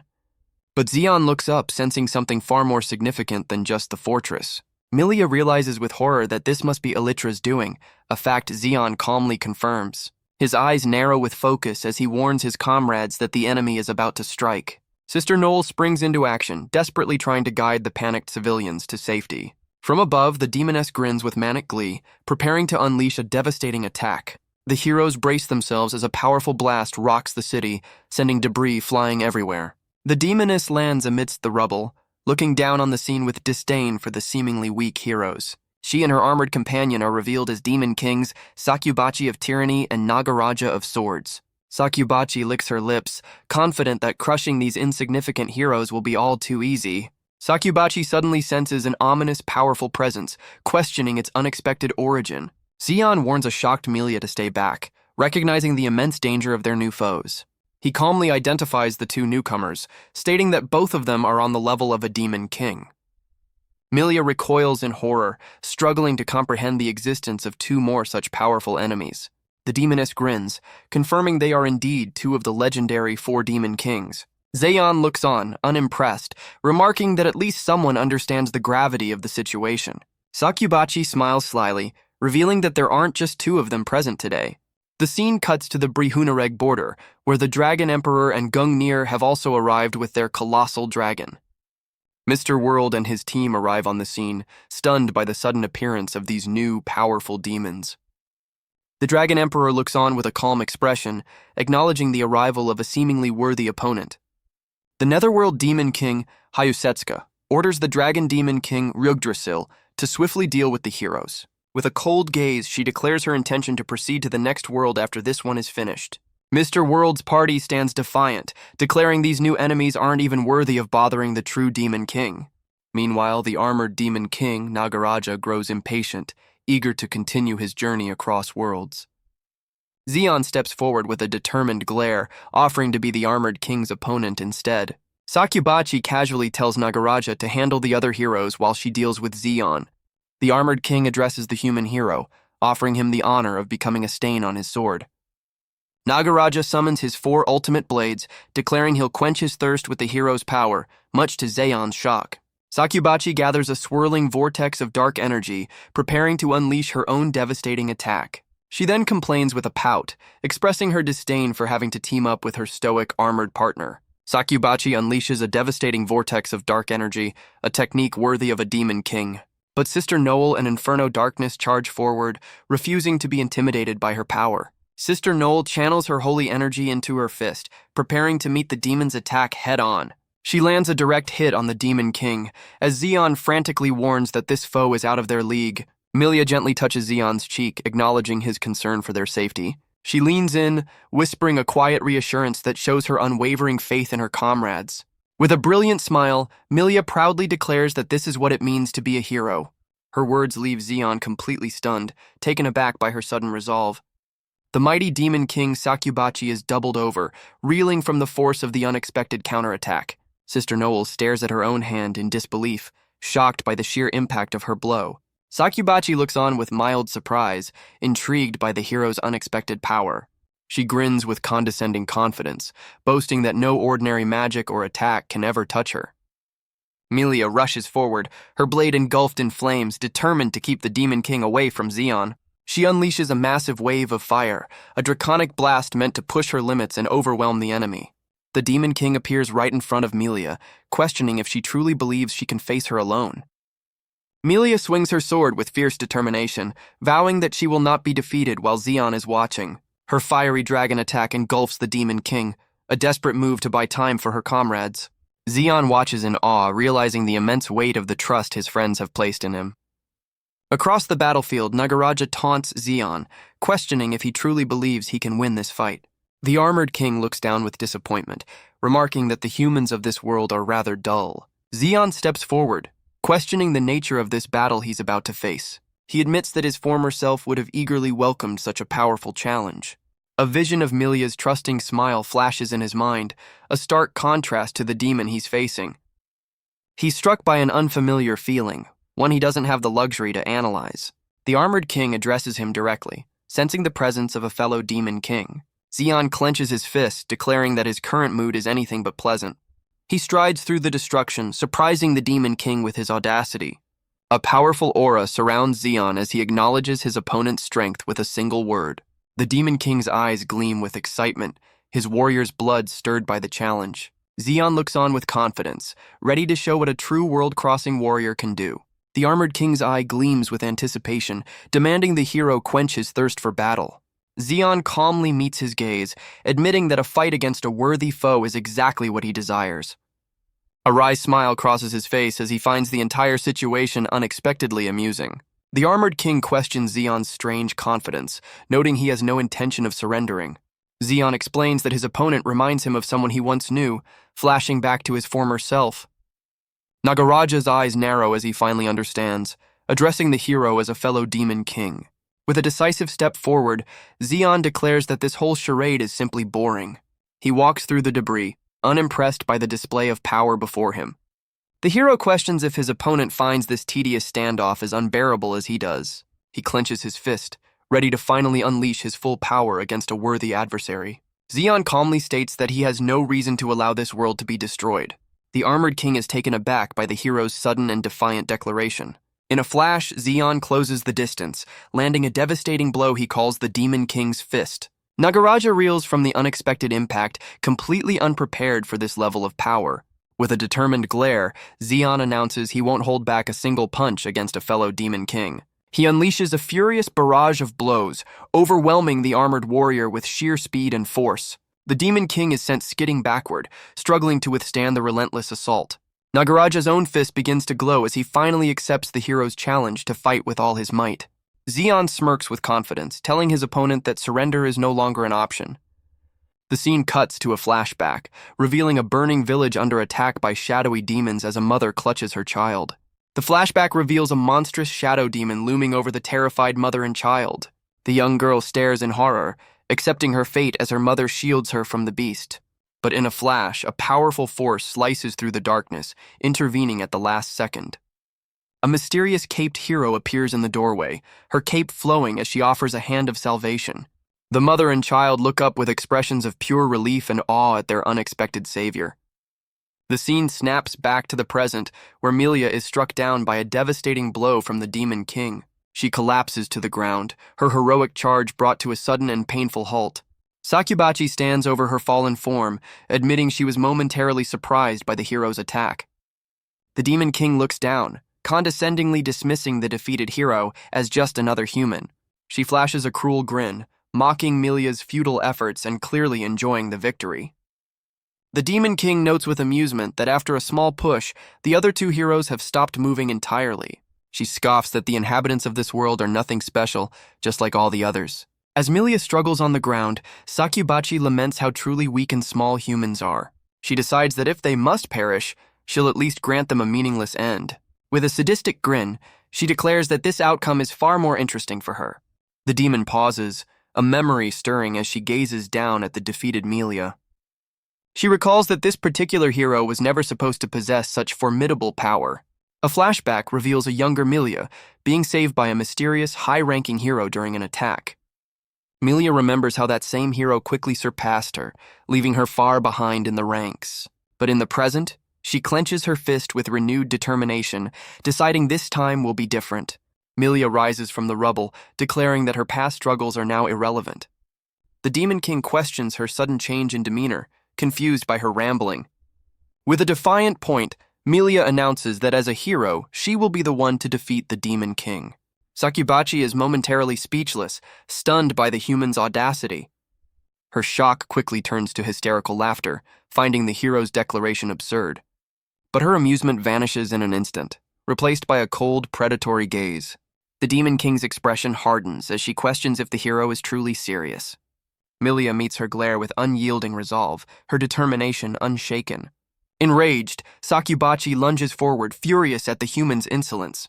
The Demon King's power flares as she demands to know who this hero thinks she is. Melia unleashes her ultimate technique, summoning a colossal dragon of pure flame to face the Demon King. Sakubachi smirks with condescending pity, finding the hero's final gambit utterly pathetic. Her expression shifts to genuine surprise as she senses the attack's power is far greater than before. With a wicked grin, the Demon King activates her ultimate defense, the power of the Demon Palace. She boasts that her ability absorbs all magic and physical attacks, rendering her completely invincible.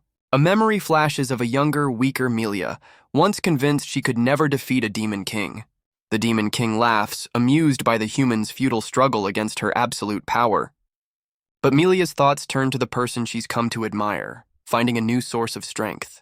She realizes there are still so many things she needs to tell him, refusing to let her story end here. As the attack overwhelms her, she reflects that this entire journey has felt like a beautiful dream. A vision of a peaceful future flashes in her mind, one where she and Zeon have a family.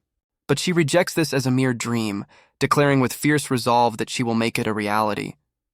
With a final defiant cry, she announces her full name, Melia Vermilion, as her dragon of flame roars. The Demon King is stunned by the sudden surge in power, warning the hero that she's pushing her body past its limits. Melia smiles, understanding that this future isn't just for her, but for everyone in the world.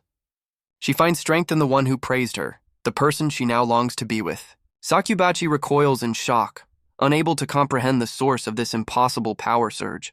Melia unleashes her true ultimate attack, a blinding sphere of light that resembles a miniature sun. The Demon King can only stare in disbelief as the overwhelming power of the attack descends upon her. Melia lets out a final, desperate roar, channeling every ounce of her being into this one last gambit. With a final, desperate cry, Melia unleashes every last ounce of her power. The Demon King is pushed back by the sheer force, refusing to be underestimated by a human. Enraged, she curses the insolent hero as the blinding light begins to consume her. Sakubachi screams in agony, realizing the hero's power is now burning her from the inside out. Melia herself feels the immense strain, realizing her own flames are taking a devastating toll. The Demon King's body begins to crack under the pressure, struggling to withstand the relentless assault. She admits with a pained gasp that no one has pushed her past her limits since the true Demon King. Despite the damage, she faces the defiant hero, who stands ready for the next move. The Demon King's form begins to shatter, her body cracking apart from the overwhelming attack. Yet with a crazed smile, she confidently declares that the victory is still hers. Sakubachi grins maniacally, vowing to return the magic she absorbed right back at the hero. Melia struggles to stay on her feet as the Demon King mocks her for her dwindling stamina. The Demon King points condescendingly, calling her next move a mere prank for a foolish human. She declares that a human could never hope to defeat a true Demon King. But a new voice echoes through the battlefield, stating that Melia is not fighting alone. A powerful knight appears, deflecting the Demon King's attack with a brilliant flash of light. The Knight Commander Tisman arrives with reinforcements, smiling as he announces their arrival. Sakubachi's confidence shatters, her face contorting with rage at the unexpected interference. She stumbles back, reeling from a sudden unseen blow that catches her completely off guard. Sister Noel unleashes her own ultimate attack, piercing the Demon King with a powerful magic bullet. Sakubachi glares up in fury, sensing yet another challenger has joined the fray. From the trees, a blindfolded Inferno Darkness grins with sharp-toothed glee, ready for battle. He prepares to pour all of his power into a single decisive strike with his gleaming blade. Tisman shouts to his comrades, realizing this is their only chance while her regeneration is overwhelmed. The Knight Commander unleashes his ultimate Holy Sword technique, a storm of light that descends upon the demon. The Demon King roars in defiance, refusing to be looked down upon by mere mortals. Her fury escalates into a primal scream, enraged by the human's persistent interference. Sakubachi lunges forward, convinced that no human could ever hope to defeat her. Her charge is suddenly halted as a shadowy attack intercepts her, much to Tisman's surprise. The Demon King is caught in a powerful bind, her face contorting in pain and disbelief. The Demon King roars in fury, acknowledging that her opponents are indeed strong, just like Demon Kings. Sister Noel and Inferno Darkness stand their ground, shocked but ready for the next phase of the fight. Melia grits her teeth, admitting their foe is powerful, but she's not finished yet. She raises her sword with renewed purpose, declaring that they are heroes, and this is their duty. Her comrades stand with her, understanding that the fate of their entire world hangs in the balance. Inferno Darkness grins with sharp-toothed resolve, ready to do whatever it takes to protect it. Tisman smiles with unwavering confidence, believing they can surpass their own limits to defeat her. Melia lets out a defiant cry, vowing that she will never be defeated by the Demon Kings. Sakubachi's face twists in pure rage, unable to comprehend the human's relentless defiance. The heroes unleash a final combined wave of power, a brilliant torrent of energy aimed at overwhelming the demon. The Demon King is sent reeling, screaming in fury as she's overwhelmed by the hero's power. Melia watches with unyielding resolve, her own power still burning brightly. The combined assault tears through the Demon King's defenses, leaving her riddled with damage. A memory surfaces of a younger Melia, recalling the day that set her on this path. Sakubachi gasps in pain, the hero's relentless attacks taking a severe toll. Melia smirks with newfound confidence, finally becoming the hero she always aspired to be. Elsewhere, the armored Demon King unleashes a vicious storm of slashes. Zeon charges forward without hesitation, preparing to counter the deadly assault. He meets the flurry of blades with his bare fists, deflecting each strike with impossible precision. Zeon holds his ground, his gaze steady as he prepares to turn the tables on his opponent. The armored king rushes in, throwing a powerful high-speed punch. Zeon catches the blow with ease, acknowledging his opponent's formidable nature. With a confident glare, he admits he never expected a human to be able to trade blows with him. The armored king admits that in all his travels, he's never met a warrior of this caliber. The battle rages on as Zeon expertly weaves through the Demon King's four-sword assault. Zeon senses his opponent is still hiding his true power, just like him. The Armored King remarks with disgust that his opponent seems to be enjoying himself. Zeon stands firm, declaring he has no intention of indulging the Demon King's destructive hobbies. He calmly asks if his opponent can sense the rising elation he feels deep inside. The Demon King's eyes narrow, recognizing a familiar, destructive nature dwelling within the hero. The Demon King notes that for a human, Zeon is the very incarnation of violence. He admits that any ordinary warrior would have been overwhelmed by now. Zeon's expression darkens, realizing his opponent has hit a little too close to home. The Armored King muses that it wouldn't be strange for such a being to turn on his own kind. Zeon glares back, demanding to know what his opponent is implying. With a burst of energy, the Demon King demands that Zeon finally get serious. The hero is caught off guard by the sudden immense surge of power. He retorts that his opponent is the one who has been holding back this entire time. A look of understanding dawns on his face as he finally grasps the situation. The Demon King declares that Zeon possesses power far beyond that of any human or even most demons. The Armored King's eye gleams, noting that Zeon has no opponent worthy of his true power. Zeon looks on, realizing his opponent has seen right through his facade. The Demon King challenges Zeon to rejoice, offering to be the vessel for his unleashed power. Zeon responds with his own ultimate technique, a colossal slash that tears through the air. With sheer force, Zeon stops the massive blade with nothing but his fist. The Demon King's gauntlet shatters under the pressure, but he declares the fight is far from over. He brandishes his other legendary blades, preparing to continue his relentless assault. Zeon's eyes widen slightly, bracing himself for the next wave of attacks. The Armored King unleashes another two-pronged ultimate slash, forcing Zeon on the defensive. He immediately follows with a third ultimate strike, a devastating blow that slams Zeon toward the ground. The Armored King brandishes his final legendary blade, declaring this is the finishing move. He unleashes a divine four-sword technique, a whirlwind of slashes meant to end the fight. Zeon is caught in the devastating attack, crying out as the final judgment descends upon him. The hero lies motionless in the crater, as the Demon King boasts of the treasures he's gathered across worlds. Nagaraja declares that with these weapons he is far superior to the other Demon Kings. He turns his back, assuming the fight is over and his opponent can no longer hear him. The Armored King calmly walks away, acknowledging that it was a worthy battle to the end. But a sudden realization stops him in his tracks, his head snapping back in surprise. Zeon rises from the debris without a single scratch, admitting he was momentarily caught off guard. The Demon King stares in utter disbelief, unable to comprehend the hero's impossible resilience. A split image of his two forms reveals that only a true Demon King could have withstood such an attack. The Armored King stares in disbelief, demanding to know how his opponent is still standing. He begins to question if Zeon is even human, sensing an impossible level of power. Zeon looks down at the rubble, admitting to himself that this situation has become quite a hassle. He smirks, confessing he's almost forgotten how to properly unleash his full strength. The hero reflects that in neither of his lives has he ever had a reason to go all out. Nagaraja realizes with dawning horror that his opponent still hasn't gotten serious. The Demon King's eyes narrow with grim acceptance, ready to face this impossible foe. He declares he will change his approach, preparing a completely different kind of weapon.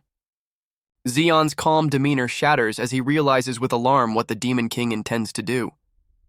The Demon King unleashes a devastating shockwave that carves a path of destruction through the city. Zeon looks back with concern, telling his comrades not to worry about him.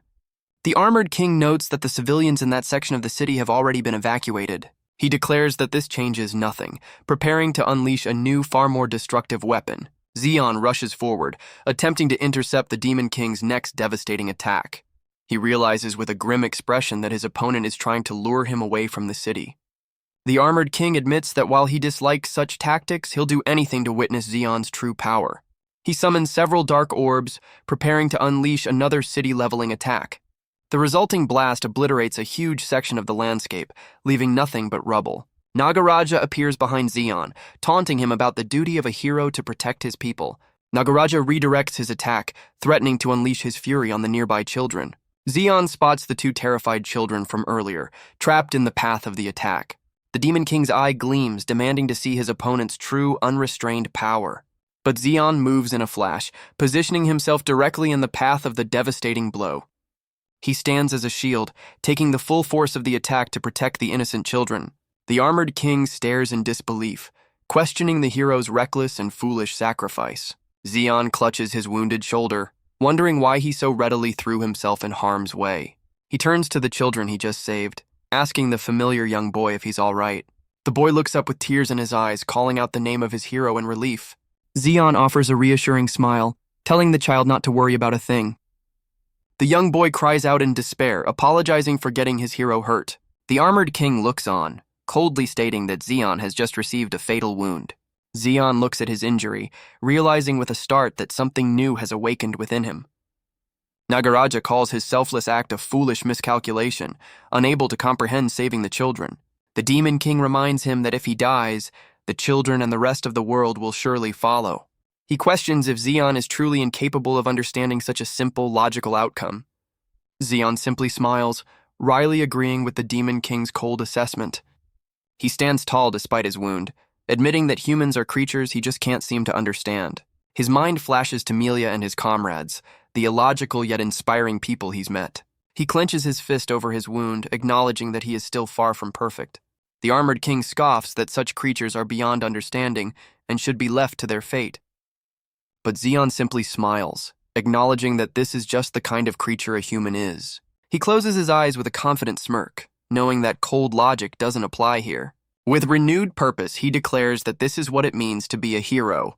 The two children can only stare, their tears of fear turning into tears of awe. They cry out his name, their faith in their hero completely restored. As Zeon turns back to the fight, the children plead for him to be victorious.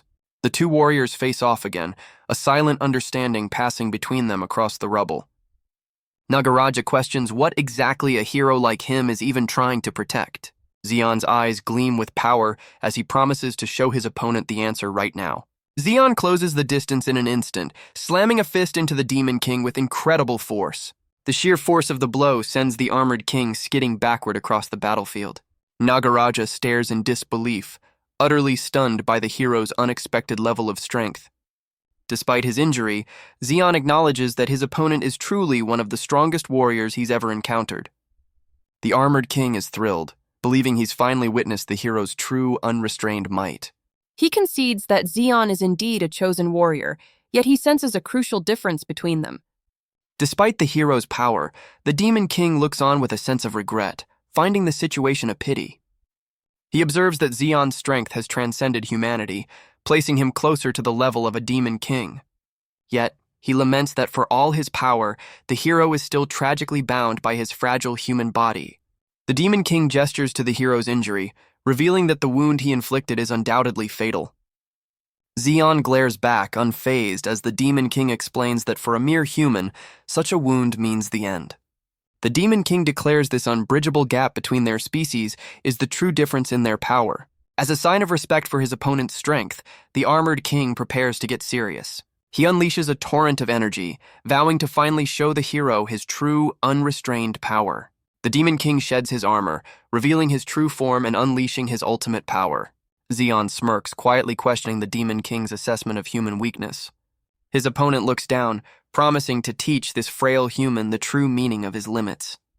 Zeon clenches his fist, a look of sudden understanding dawning on his face. The Demon King is taken aback, confused by the hero's sudden change in demeanor.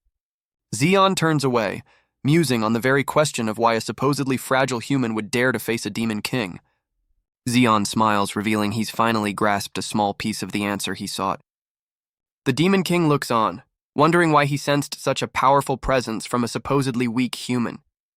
He calls out for the hero to wait, his eyes widening with a sudden, shocking realization. The armored king stares in utter disbelief, demanding to know what his opponent truly is. As his fist glows with power, he formally introduces himself as Zeon Ishtar. A brilliant aura erupts around him as he proudly declares himself to be a human. The Demon King recoils in shock, completely stunned by the hero's impossible declaration. His shock turns to excitement, thrilled by a challenge he hasn't felt in millennia, yet he still scoffs at his human opponent. His confidence shatters as he realizes with horror that he's being overwhelmed by the hero's aura alone. Nagaraja can only stare at the hero's blazing form, refusing to believe that such power is possible for a human. The Demon King looms over the hero, confidently declaring his inevitable victory.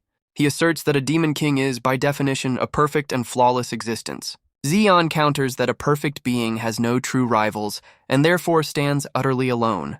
He rushes forward, landing a powerful blow while explaining that such beings never need to rely on others. The hero clutches his wound, musing that a solitary existence must be incredibly tedious for a human. His mind flashes back to a quiet moment, recalling a conversation with Melia under a starry sky. In the memory, she smiles, admitting that while humans may seem small and weak, there's more to them.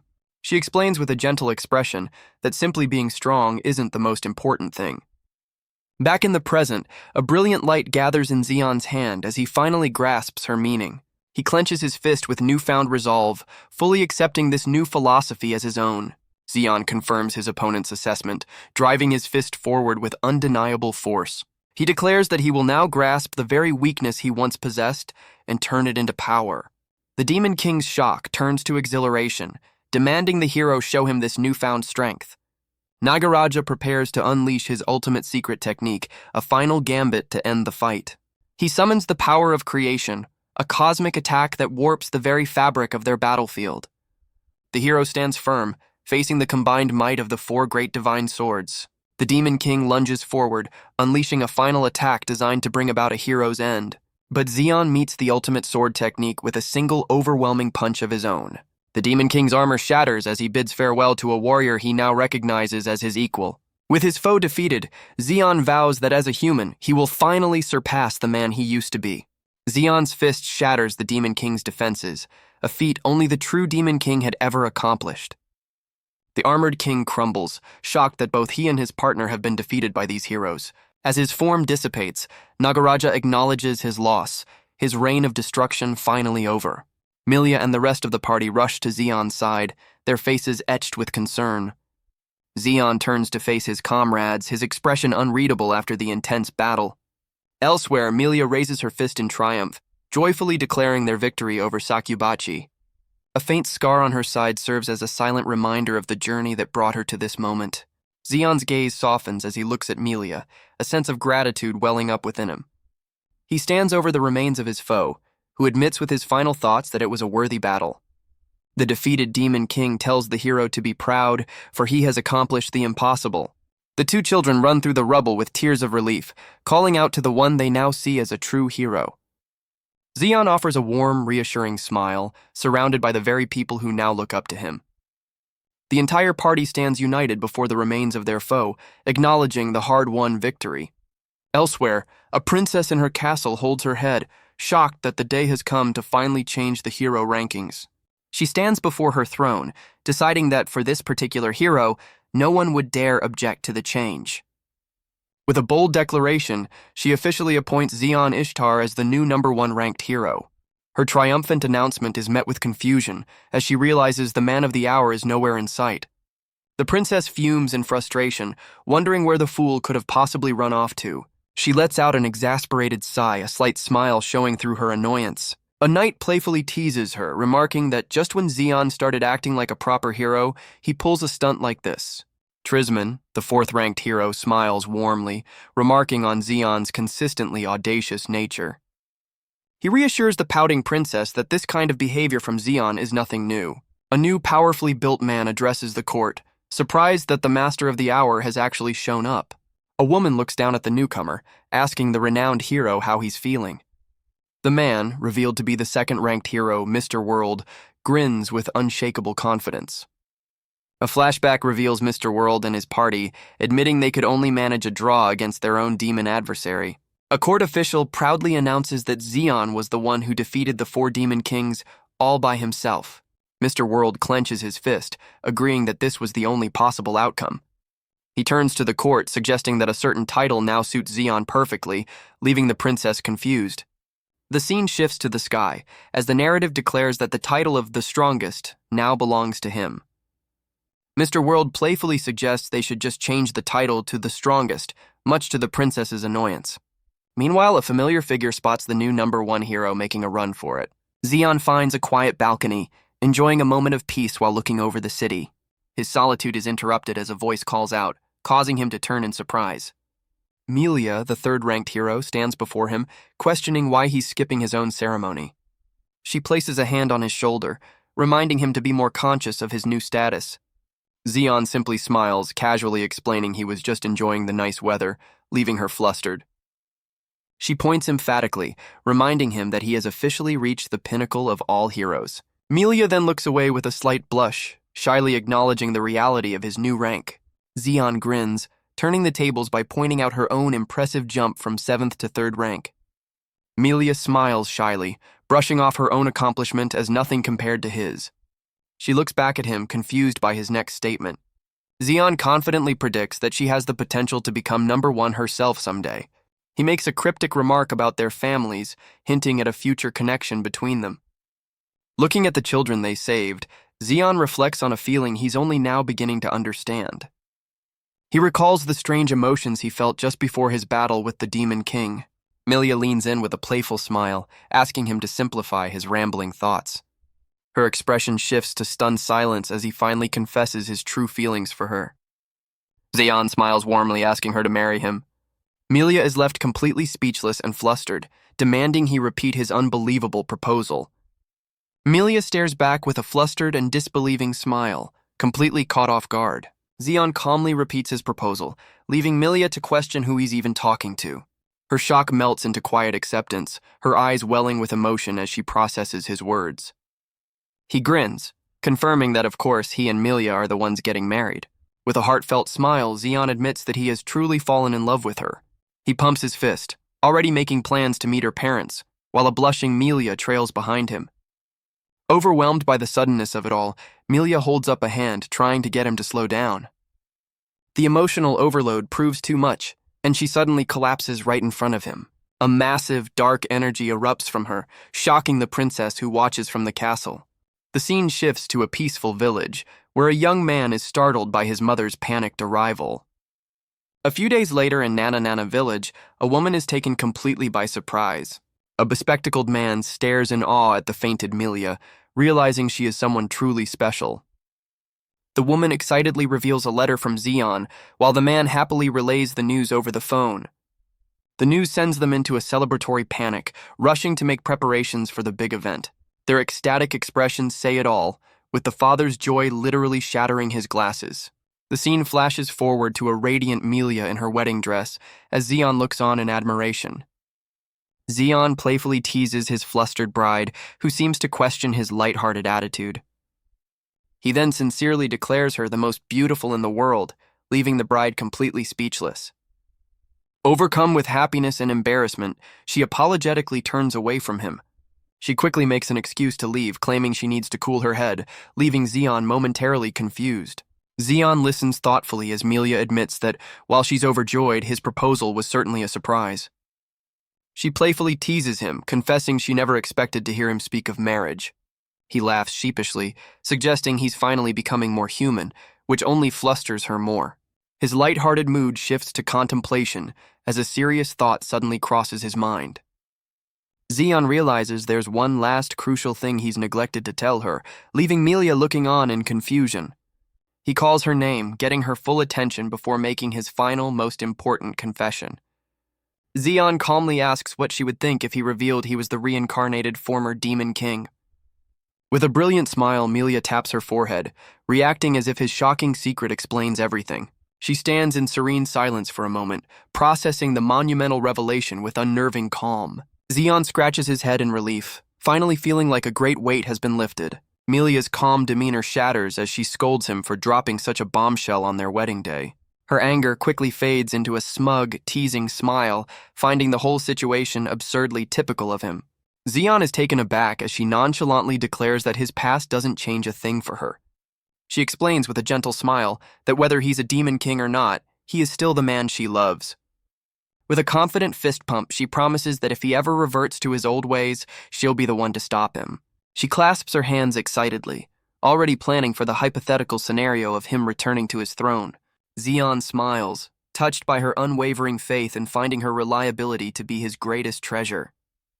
The narrative flashes back to an ancient tale of a lonely demon king who sought only the title of the strongest. Melia looks at him with sparkling eyes, a new question forming on her lips. Zeon turns to her with a warm smile, intrigued by what she wants to ask his former self. Melia asks her new husband for his honest opinion on what it truly means to be human. Zeon smiles fondly, ready to share the profound understanding he's gained on his journey. He looks ahead with Melia by his side, agreeing that their path forward is now perfectly clear. The narrative celebrates their story, showing their friends and family rejoicing in this new chapter. It's revealed as the tale of a former demon king who found strength and connection through his new life. The story flashes back to a younger Melia, telling Zeon to stop speaking of a vow made in blood. Their journey began in the deepest chamber of the demon king's imposing castle. A younger Melia questions Zeon's resolve as they stand before the throne room door. He simply smiles with unshakable confidence, ready to let fate decide their course. They step inside to face the bored demon king, marking the true beginning of their epic adventure. Zeon looks ahead with a smile, remarking that he sees a familiar face while Melia looks on in confusion. Melia points out with shock that the figure on the throne looks exactly like Zeon, who calmly agrees. The demon king on the throne, a mirror image of Zeon, smirks with an air of absolute boredom. He muses aloud that even after traversing different worlds, he never expected to find a worthy plaything. The demon king acknowledges his other self, noting that while he chose death, Zeon seems quite persistent. Standing from his throne, the demon king demands to know who these intruders are. Zeon smiles confidently, guessing that his counterpart doesn't know his name yet. He takes a determined step forward, declaring that it's a name worth remembering. As he ascends the stairs, he formally introduces himself as Zeon Ishtar. The story concludes, revealing this was the tale of a former demon king who was just a little too strong. He smiles, clarifying that he is no longer a king but simply a hero.